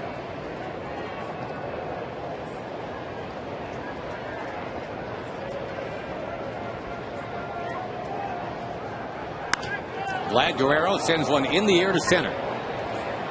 He'll be locked up for out number 2. Or excuse me, the final out of the inning. The Rangers do get 1 extra run and get to the stretch with a 3-1 lead here in Oakland.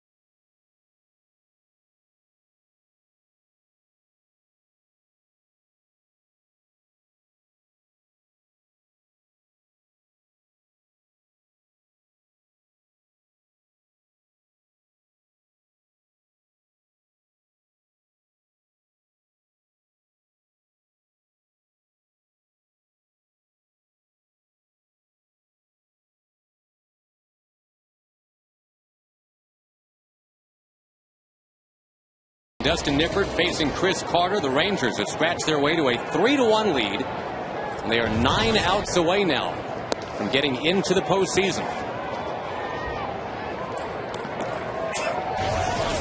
That would come at the expense of these Oakland A's, who have heroically hung in there. They've been unable to be kicked all the way down. They've stayed between 7 and 10 games out for a pretty incredible 61 days in a row now, Tom. Ranger bullpen ready. Rapata and O'Day, 2 sidearmers.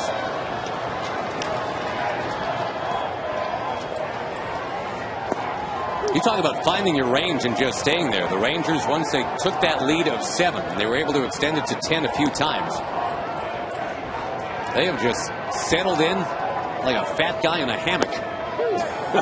They just can't get past or beyond that. Carter down on strikes. And Nippert fell behind 2-0 through a fastball for a strike, a curveball for a strike, and a fastball for a strike. 1, 2, 3. Outside corner. See you later. Nice pitching right there by Dustin Nippert. Could get a pinch hitter now.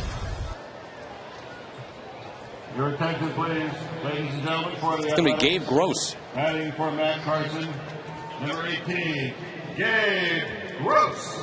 And just like that, Ron Washington starts marching out.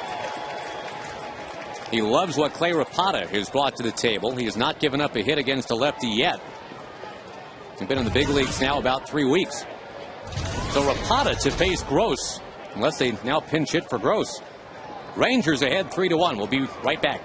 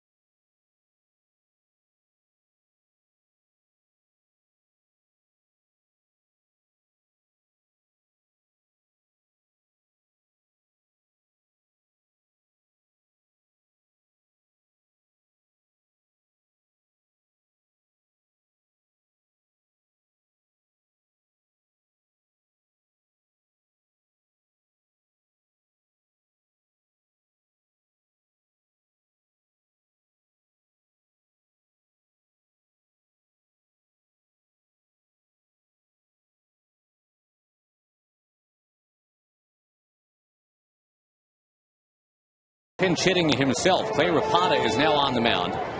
The Rangers lead 3-1. Rapata has not given up a hit yet. This is his 10th game this year up from AAA. Opponents are 0 for 16 against him. He has walked a couple guys, but that's the worst thing that's happened to him.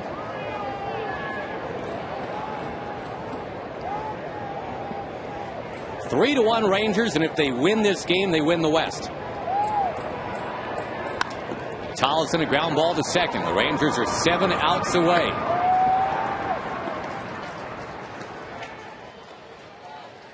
Landon Powell will come up next. Rangers have two others ready in the bullpen, Michael Kirkman and Darren O'Day. Rapata now has pitched 6 innings for the Rangers. He's walked a couple, but has not given up a hit.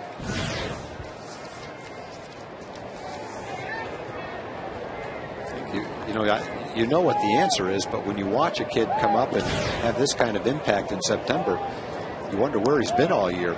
But in the Rangers' case, they've had strong left-handed relief pitching, so they just haven't had the need. As far as getting big league service time this year, Rapata earned it. He just didn't get the opportunity because the big league situation didn't merit it for him. And think about what you're saying. The Rangers this year, Tom, had too much pitching. That is not something you would have said in the early part of last decade. No, the bullpen has been a very strong suit for the Rangers this year.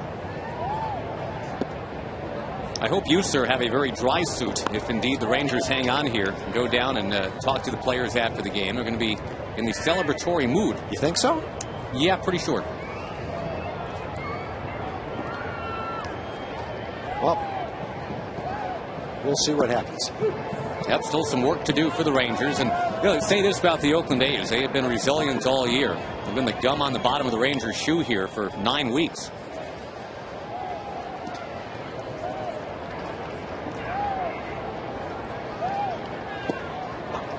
And again, nothing is sealed up quite yet. Only the third base runner allowed by Clay Rapata since he's been in the big leagues. And Cliff Pennington will come up. Does Ron Washington want to make another move? Well, he's got 4 left-handers down in the bullpen, and Barton is the second hitter in the A's lineup. He's a left-hand hitter.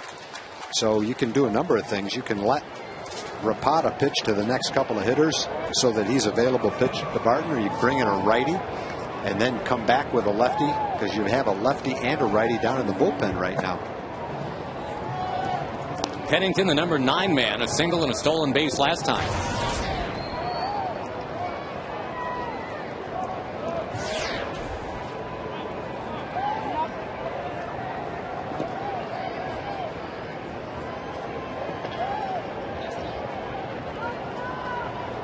Holland, Nippert, and Rapata for the Rangers today.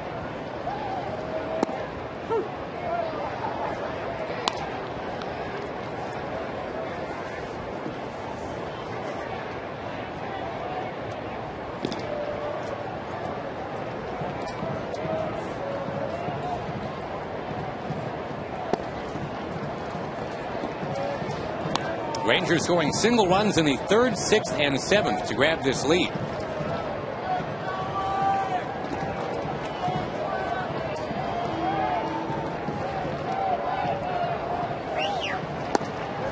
The Rangers, Tom, when you look at it, you're talking about Derek Holland, who was a 25th round pick, Nippert, who was a 15th round pick, and now Rapata, who wasn't even drafted at all. These are the 3 guys that so far have been called on.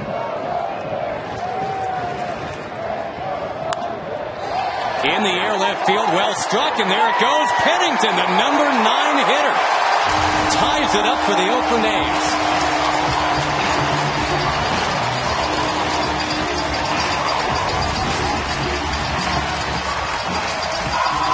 We mentioned they're resilient. They get a walk from the number 8 hitter, a homer from the number 9 guy. And Pennington obviously is not a home run hitter, but he does have 4 home runs. And I think he got the one pitch that he could hit for a home run right there. He got a fastball down and in. And that wasn't a home run that just scraped the outfield wall. That was way out of here in left field. He kind of golfed it. Made excellent contact with it. Didn't look like a home run pitch, but he turned it into one, and there's no doubt about it. A native Texan, Pennington, makes it a 3-3 game here in the bottom of the 7th.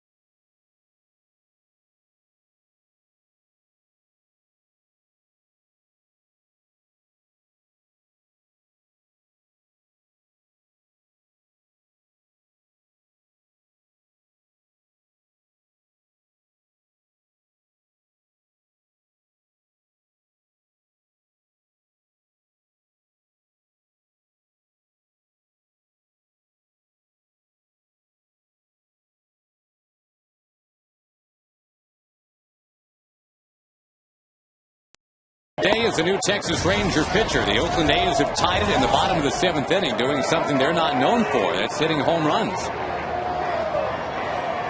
High-quality season for Darren O'Day, ERA of 2.02. Rajay Davis, a hitter. It was a 2-strike, 2-out home run from the number 9 man in the batting order for the Oakland A's to even this thing up. And what made it possible was the walk to the number 8 hitter, Landon Powell. The first hit that Clay Rapata allows all year as a Texas Ranger to his 22nd batter faced. It's a game-tying home run.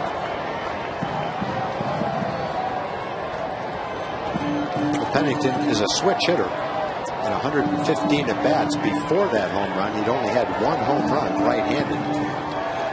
It just looked like that was the right pitch at the right time for him to connect on.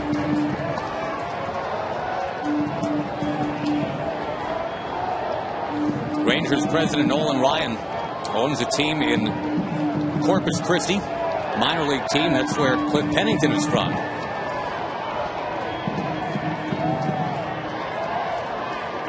Nolan Ryan's team is now in a 3-3 tie here in the 7th inning. Well, the first 2 outs were collected so quickly and easily. The called 3rd strike and a ground out.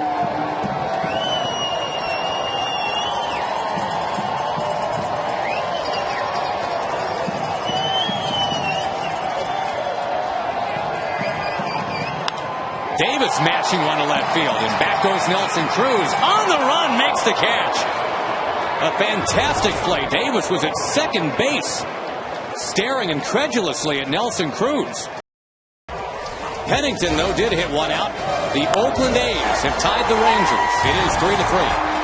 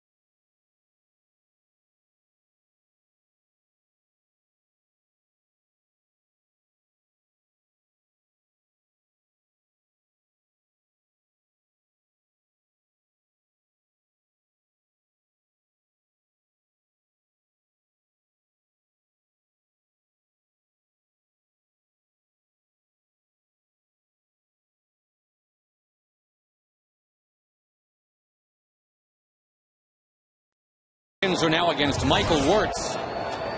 Wirtz, the 3rd Oakland pitcher of the afternoon. The A's tying it on a 2-strike, 2-out homer from the 9th place hitter. Yeah, I apologize. I said Wirtz was not available today. He evidently wasn't available for the first 2 games, but he's obviously available for this one. And a guy that's tough to hit. Good slider. Yeah, slider is his pitch. Jeremy Hermita's in the game playing right field. He had a 4-hit game yesterday. Takes over for Matt Carson.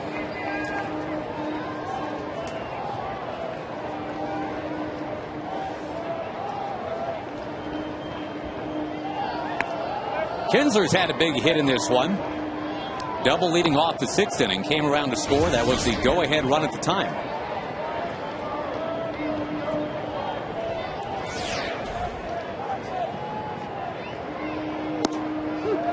That one bends in there, 2-2.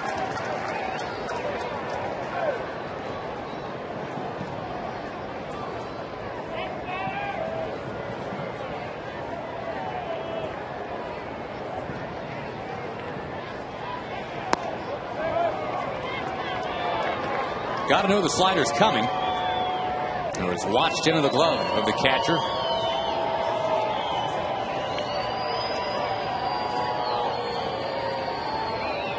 Kinsler broken bat. This ball is going to bloop and get right near the line. It is called foul.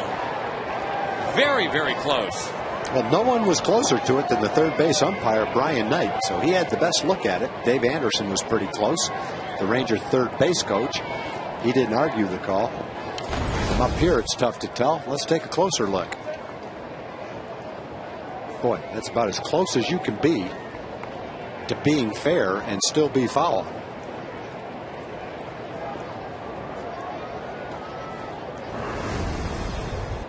Looked like it might be ball 4. Then it looked like it might be a double. And now it's just a foul ball. It's still 3-2.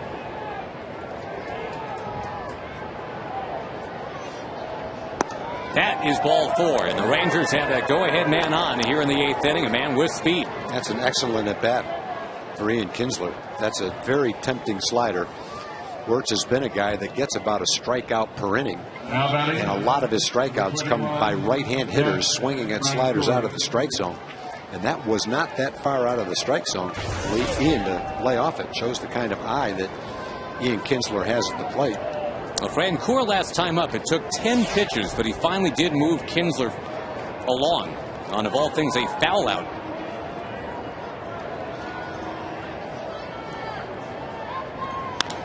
Hard hit. Pennington gloves it. Gets 1, gets 2. Pennington is stealing the show. That's the second double play that the A's have turned like that.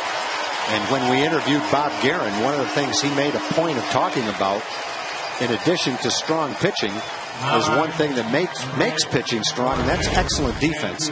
And you've seen that today with the A's, turning that kind of a double play easily twice. Quick couple of steps. Well, the Rangers not bunting with Francoeur. They ask him to swing, and he hits it hard, but into the 6-4-3 DP. Now Cantu.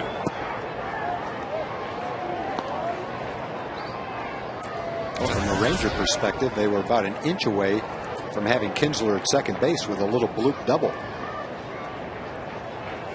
And then about a foot away from having Kinsler at second and Francoeur at first with a base hit to left. A beautiful play, starting the double play by Cliff Pennington.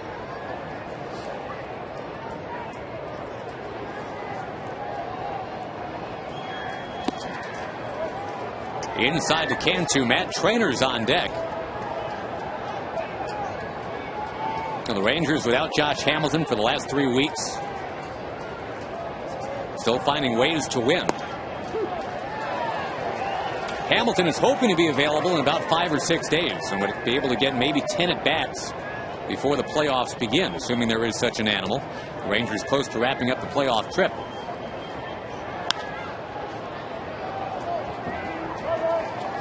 That's what's been missing for the Rangers. Those are MVP numbers right there. But he has been shut down since September 4th.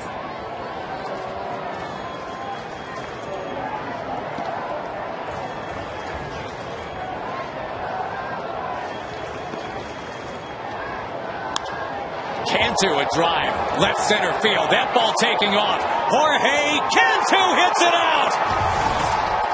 And what a day he's picked for the game of his Rangers life.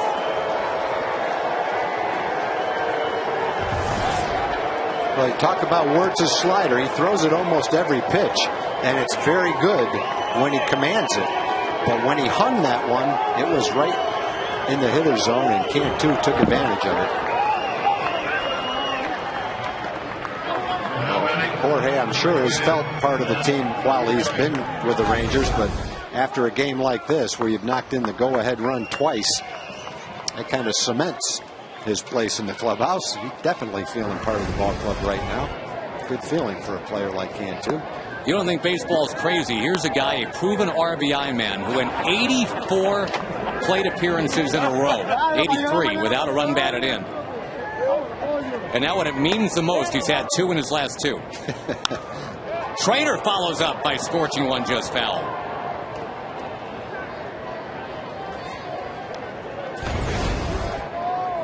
Stepping into one. Now remember, it had been 3-0. It got down to 3-2. And barely over that wall. Look at that Ranger dugout. They've been pulling for him the whole way. And this is a situation where the Rangers miss Frankie Francisco. Normally, during the course of the season, 8th inning, 1-run lead, pretty automatic that Francisco would be the 8th inning guy. Everybody else has had to assume more important roles in the bullpen with Frankie out. Yeah, this bottom of the 8th is going to be a key inning now, and might be Darren O'Day, might be Darren Oliver. Well, no one warming up in the bullpen, it looks like, to start with anyway. Wow, there's another hanging slider that's ripped right at the shortstop. Well, we're going to find out about the pitcher in just a moment, but we know about the hero if it stays this way. It's going to be Jorge Cantu. It is 4-3 Texas.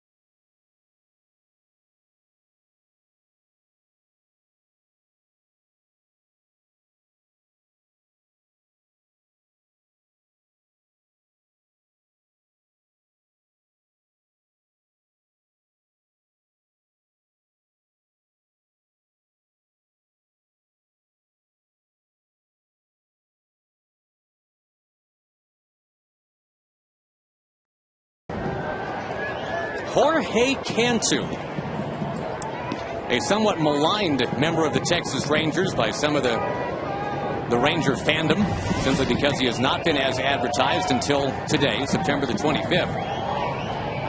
Well, you have to think from Cantu's perspective, a guy that's been an everyday player over the years, that he would, after 3 straight days in the lineup against left-handed pitching, feel a little bit more comfortable. Yeah. Instead of in one day and out the next. That's his role, and he says he knows that he has to adapt to it. But at the same time, 3 straight days gives you a little bit better feeling at the plate, more timing, more confidence. It's been a big argument in the blogosphere, thinking he cannot. The argument for is literally Cantu. And his first 2 runs batted in since July have propelled the Rangers to a 4-3 lead. Barton, Andrews, got behind him. Was going to be a tough play anyway. But the tying man is on. And again, these Oakland A's just don't go away. It was going to be a tough play for Andrews, but he's made that play many times. Going in the hole, throwing quickly and accurately to get the runner. Just wasn't able to make the pickup on this ground ball. Mark Ellis-Tom has been their hottest hitter. He comes up next. Yeah. From Cantu's perspective, he got the hit off the left-handed pitcher. That was Gonzalez to drive in the second run. Then his home run came against a right-handed pitcher. And Ron Washington gave him the opportunity to hit against a right-handed pitcher instead of pinch hitting with Chris Davis or Mitch Moreland. That's a great point. You got 2 guys, especially Davis, swinging a real hot bat right now. I think a lot of people would have said, boy, how come you're not hitting for Cantu here? Well, Davis had pinch hit a home run in Anaheim before the Rangers got here to Oakland. And I think from Ron Washington's perspective, he just kind of played a gut feeling. He liked the way Cantu was handling the bat so far in the game, and he stuck with his veteran, and it paid off. Well, and, you know, Ron Washington, his word has been so solid to so many. You know, he told Cantu, was very honest with him when he got here. I'm going to try to get you in there. I believe in you. But I still got Mitch Moreland. I still got, all of a sudden, Chris Davis now. But I'm not going to forget about you. I do believe in you. Off the end of the bat. Borbone coming in. He's got it. Well, the one thing that Cantu has going for him is his track record. And his track record is not as a platoon player. It's as an everyday player. Facing right-handed pitching is just commonplace for him. And as you come down as a Ranger player with the last week before postseason, a lot of decisions have to be made, and probably a lot of them are still up in the air. And so how you finish could be incredibly important to individual players right now as to what their role would be in postseason play. Now Suzuki, a power threat, but also a double play candidate.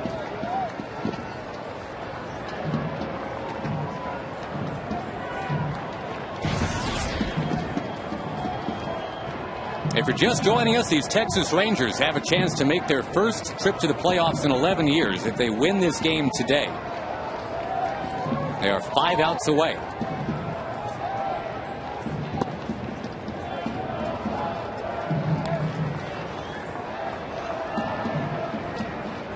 Talked about the double play possibility.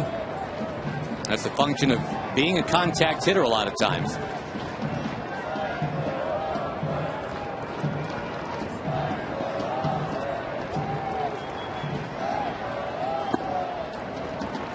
Close, and Suzuki let it go by.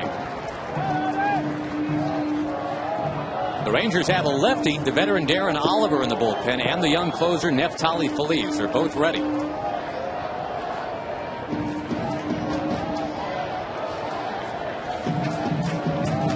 Feliz has not come into many games for the Rangers this year in the 8th inning. Most of them have been 1-inning saves. High pop-up into this huge, expansive fallow ground. And Michael Young with Andrews. Michael Young takes it away from Elvis Andrews for out number 2. Yeah, Elvis Andrews ducked right at the last minute to keep from bumping into Michael.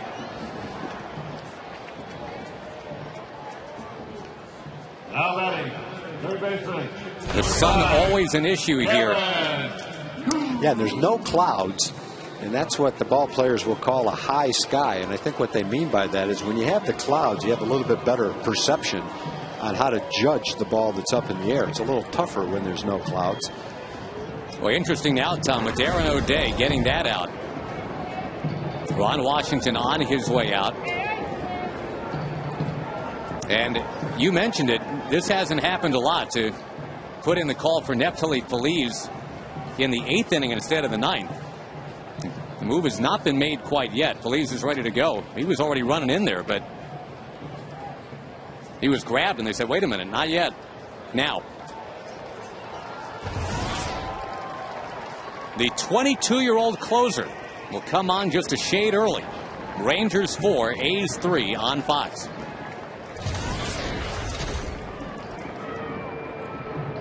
Coming in.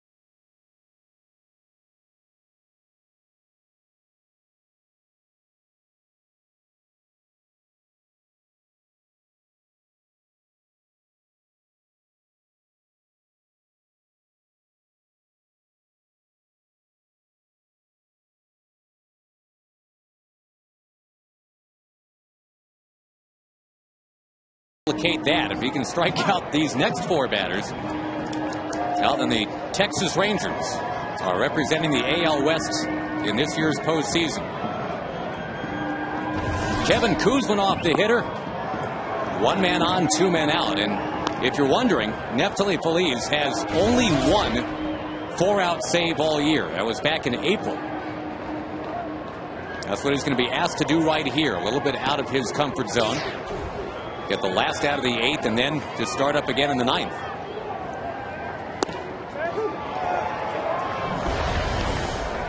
The next save for Feliz will set an all-time Major League record for rookies.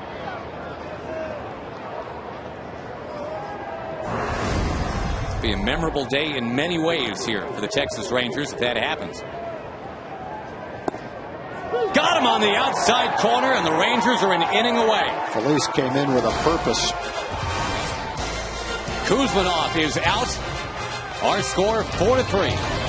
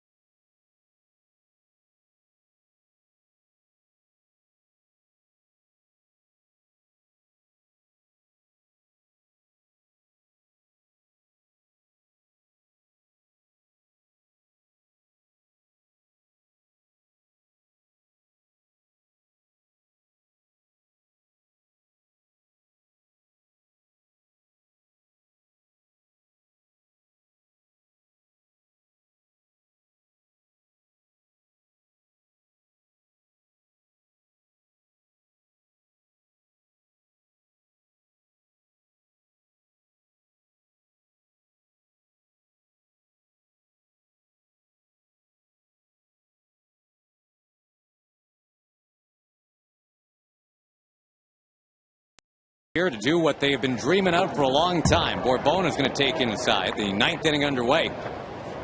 Jorge Cantu, the last 2 runs batted in. And the Rangers now 4-3, leading in the 9th inning on the day where they can clinch the West. Craig Breslow takes over, getting into his 72nd game. And Bourbon will pop one in a shallow left center. Rajay Davis locks it up.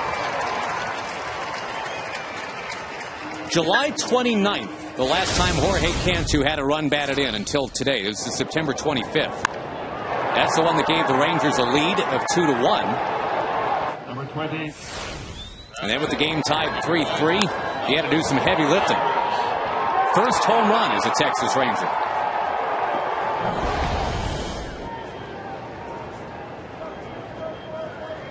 So it essentially took from August 1st until September 25th as a Texas Ranger for Cantu to do anything of note. Those are 2 really big things that he did. Andrus grounds out, and I think the Rangers as a collective now just wanting to get Neftali Feliz back on that mound so he can do his thing. Michael Young, the man who, well, if he was the emotional type, would be the most emotional of all these players. He's the guy that's been waiting the longest, 1,502 games. He joined the Rangers just after the good times. The Rangers had won 3 division titles in 4 years. It's been 11 years since then.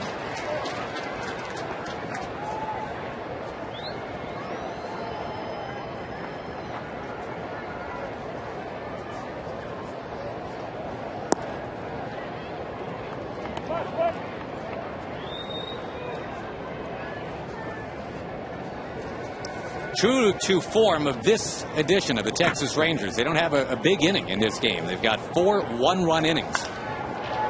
Young already with a home run today. Drives it deep. Michael Young hits it off the top of the wall. You don't think Michael Young isn't feeling it right now. A homer and a double, having come into this game 2 for his last 20.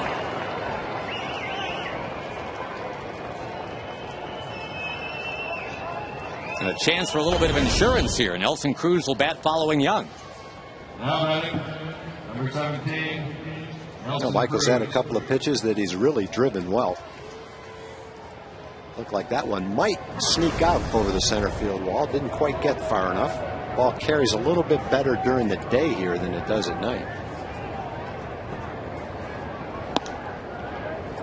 Breslow has struck out Cruz a couple times this year. But a base hit from Nelson Cruz right now. And give a little extra wiggle room to Neftali Feliz in the bottom of the 9th.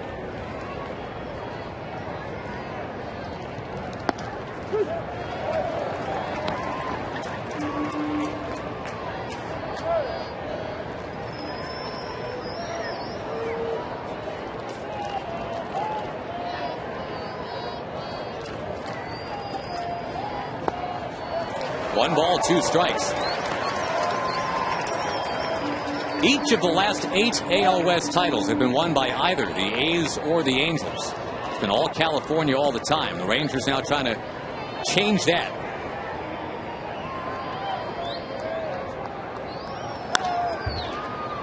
They are 3 outs away. The Oakland A's have one last opportunity.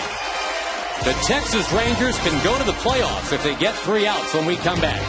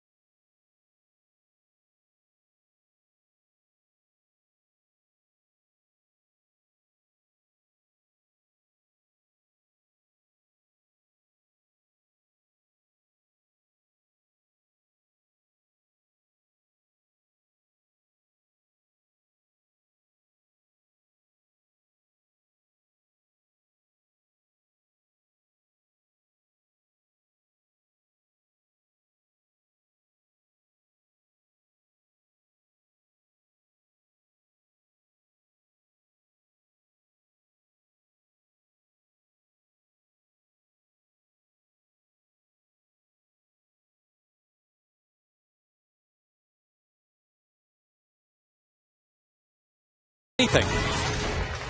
Neftali Feliz, who's only 22 years old, can now get the Rangers into the postseason. Chris Davis takes over at first base, and these Oakland A's, who have been a quality pursuer over the last several months, are down to their last 3 outs here, and Chris Carter will bat against Feliz.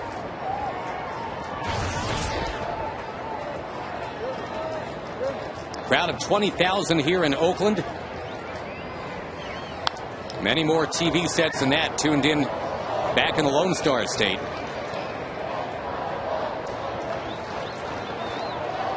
The theme this year for the Rangers, and it's been kind of a fun thing to watch for Ranger fans, the claw and the antlers. Soon to be traded in for champagne and a dog pile if it all goes well.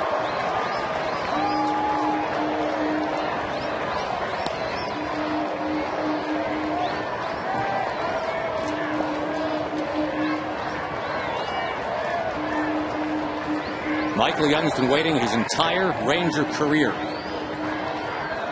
He is now this close.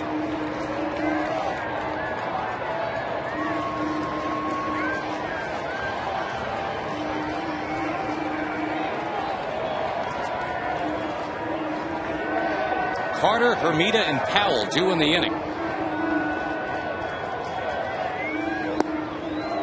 Feliz asked to get a 4-out save, something he's done only once this year. Remember, he was not the closer to begin the season. Yet here he is on the verge of becoming the all-time record holder for most saves in a single season by a rookie.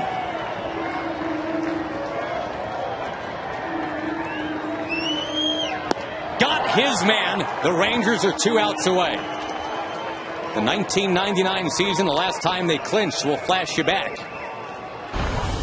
The 2-2 pitch. Grounded to first base. Stevens has it to Venafro. And the Rangers win the West the old-fashioned way. They have buried the second-place team. That second-place team was the Oakland A's. And 11 years later, almost to the day, here we go again. Jeremy Hermida, the batter. Strike one from Neftali Feliz.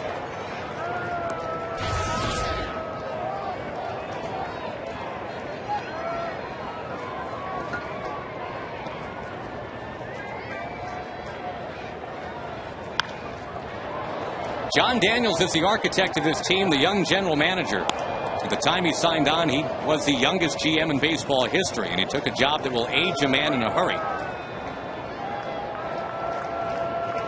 Some of his mid-season acquisitions have been huge today, most notably Jorge Cantu.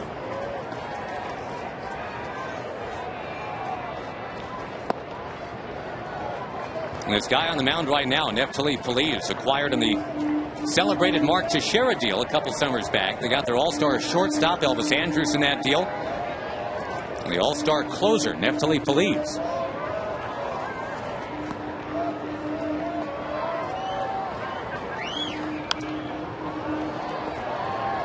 Feliz, by the way, means happy in Spanish. And that kind of undersells it for Ranger fans who have been waiting 11 years to celebrate a team this good.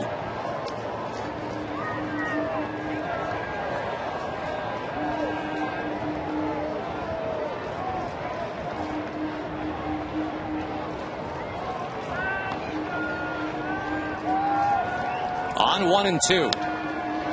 It is fouled away. You saw the shot of Ron Washington, the manager of the Rangers, stolen away from these Oakland A's to start the 2007 season. But this may be happening in Oakland, where Ron Washington is so universally loved, where so many have quietly rooted for him to succeed. Just so fitting.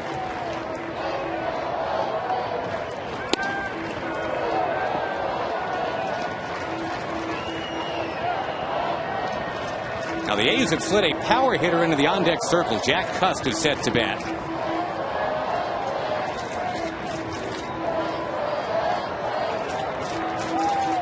First the 2-2 to Hermida. In the air. Right center, fairly well struck. And it drops in. Miscommunication. The A's will get that tying man to second base. Bourbon and Francoeur both there. A very catchable baseball. Going to be ruled a hit, and now the winning run comes up for the Oakland A's, the guy with the capability to park one.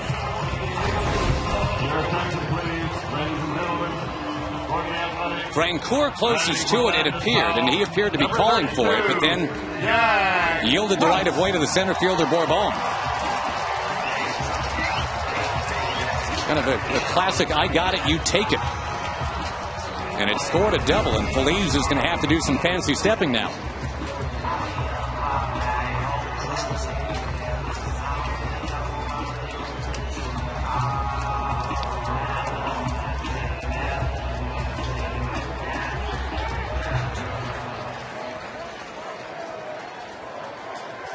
Now, Cust has never had a hit against Feliz, who struck out the last 2 times he's faced him.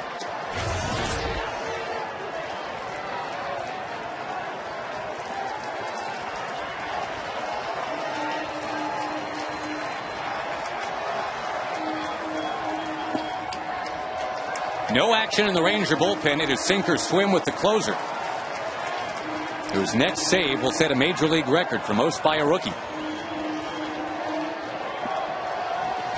Dave Anderson motioning Elvis Andrus a bit closer towards third off at second.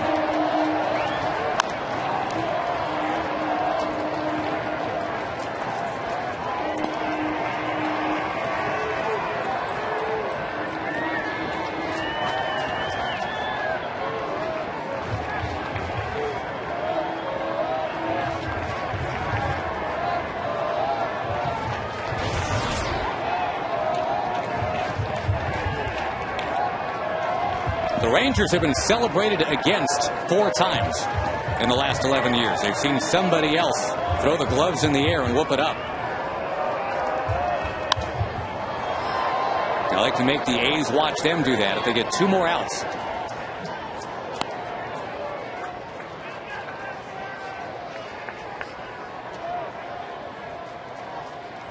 $1,502 games as a Texas Ranger, all in the regular season for that man, Michael Young. In 10 days, the first postseason game could be coming along.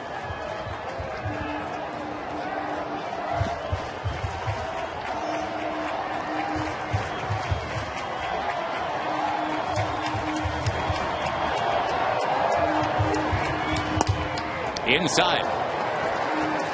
If the Rangers do win, they'll have a fleet of reporters standing by, including Tom Grieve, who's down on the field getting ready just in case.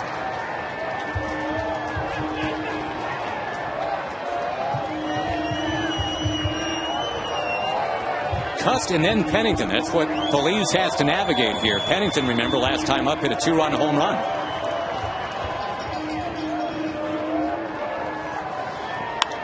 High fly ball up into that brilliant sunshine. Andrews looking for it. Finds the baseball and squeezes it hard.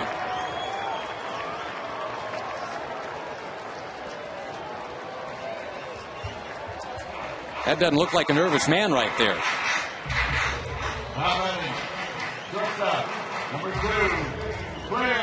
I'd like to welcome those of you who've been watching the Red Sox and the Yankees. Josh Lewin here in Oakland, California, where young Neftali Feliz could be setting a major league record with a 38th save as a rookie.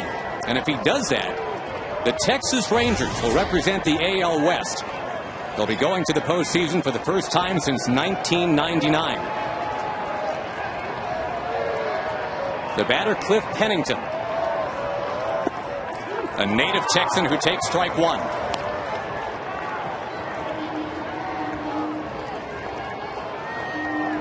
Jorge Cantu has put the Rangers on top twice in this game, most recently with his first home run as a Texas Ranger.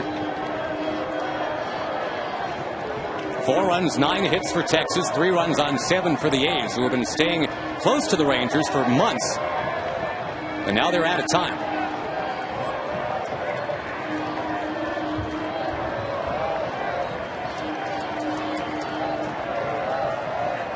The 1-strike pitch is outside.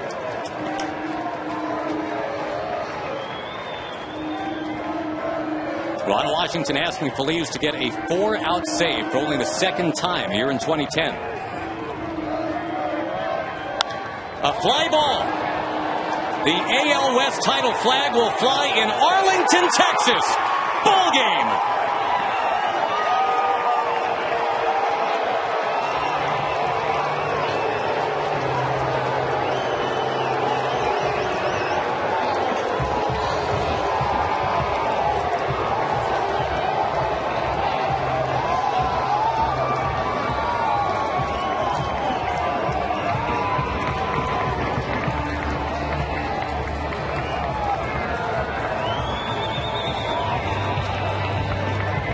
First time in 11 years for the Texas Rangers. And a roller coaster of a ball game. That's probably appropriate, too. Michael Young's career began on this field 10 years ago, almost to the date. The Rangers lost 23-2 that day. Well, today is the face of this franchise. All smiles and heading to the playoffs for the first time in his career.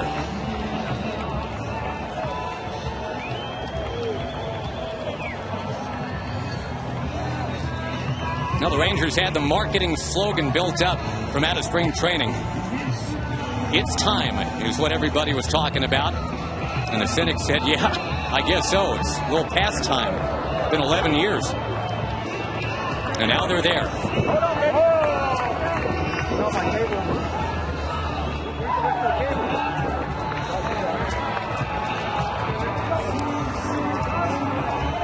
Close to half this team was not at it from the beginning, out of spring training. There have been a lot of new additions, but there's the guy that held it all together, Ron Washington, the former Oakland A's coach. He has hugged on this field before, but not the Texas Rangers. Winning pitcher is Larry today. Record 5-2. Sully's lead was credited with his 38 saves. Long time coming for this star-crossed franchise. But they will have their opportunity now. They've had an owner that's only had the team for 6 weeks.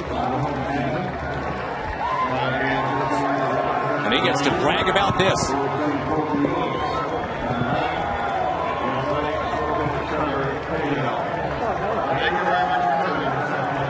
John Daniels, the general manager, Chuck Greenberg, the owner. Nolan Ryan, I'm sure, watching, happy. Let's not forget with Ron Washington, this is a guy that could have been fired once it came out that he had failed that drug test. Nolan Ryan stuck with him. John Daniels stuck with him. These players stuck with him. It's really quite a story.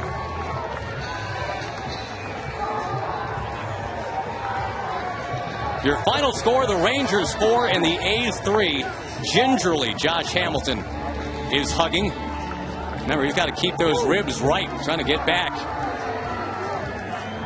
The Rangers will very happily get that bat back in the lineup come October.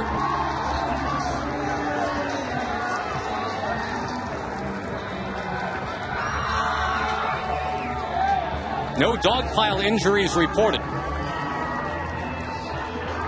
On this field, Denny Hocking can tell you that sometimes hasn't gone well when the Twins celebrated here in 02. I get it.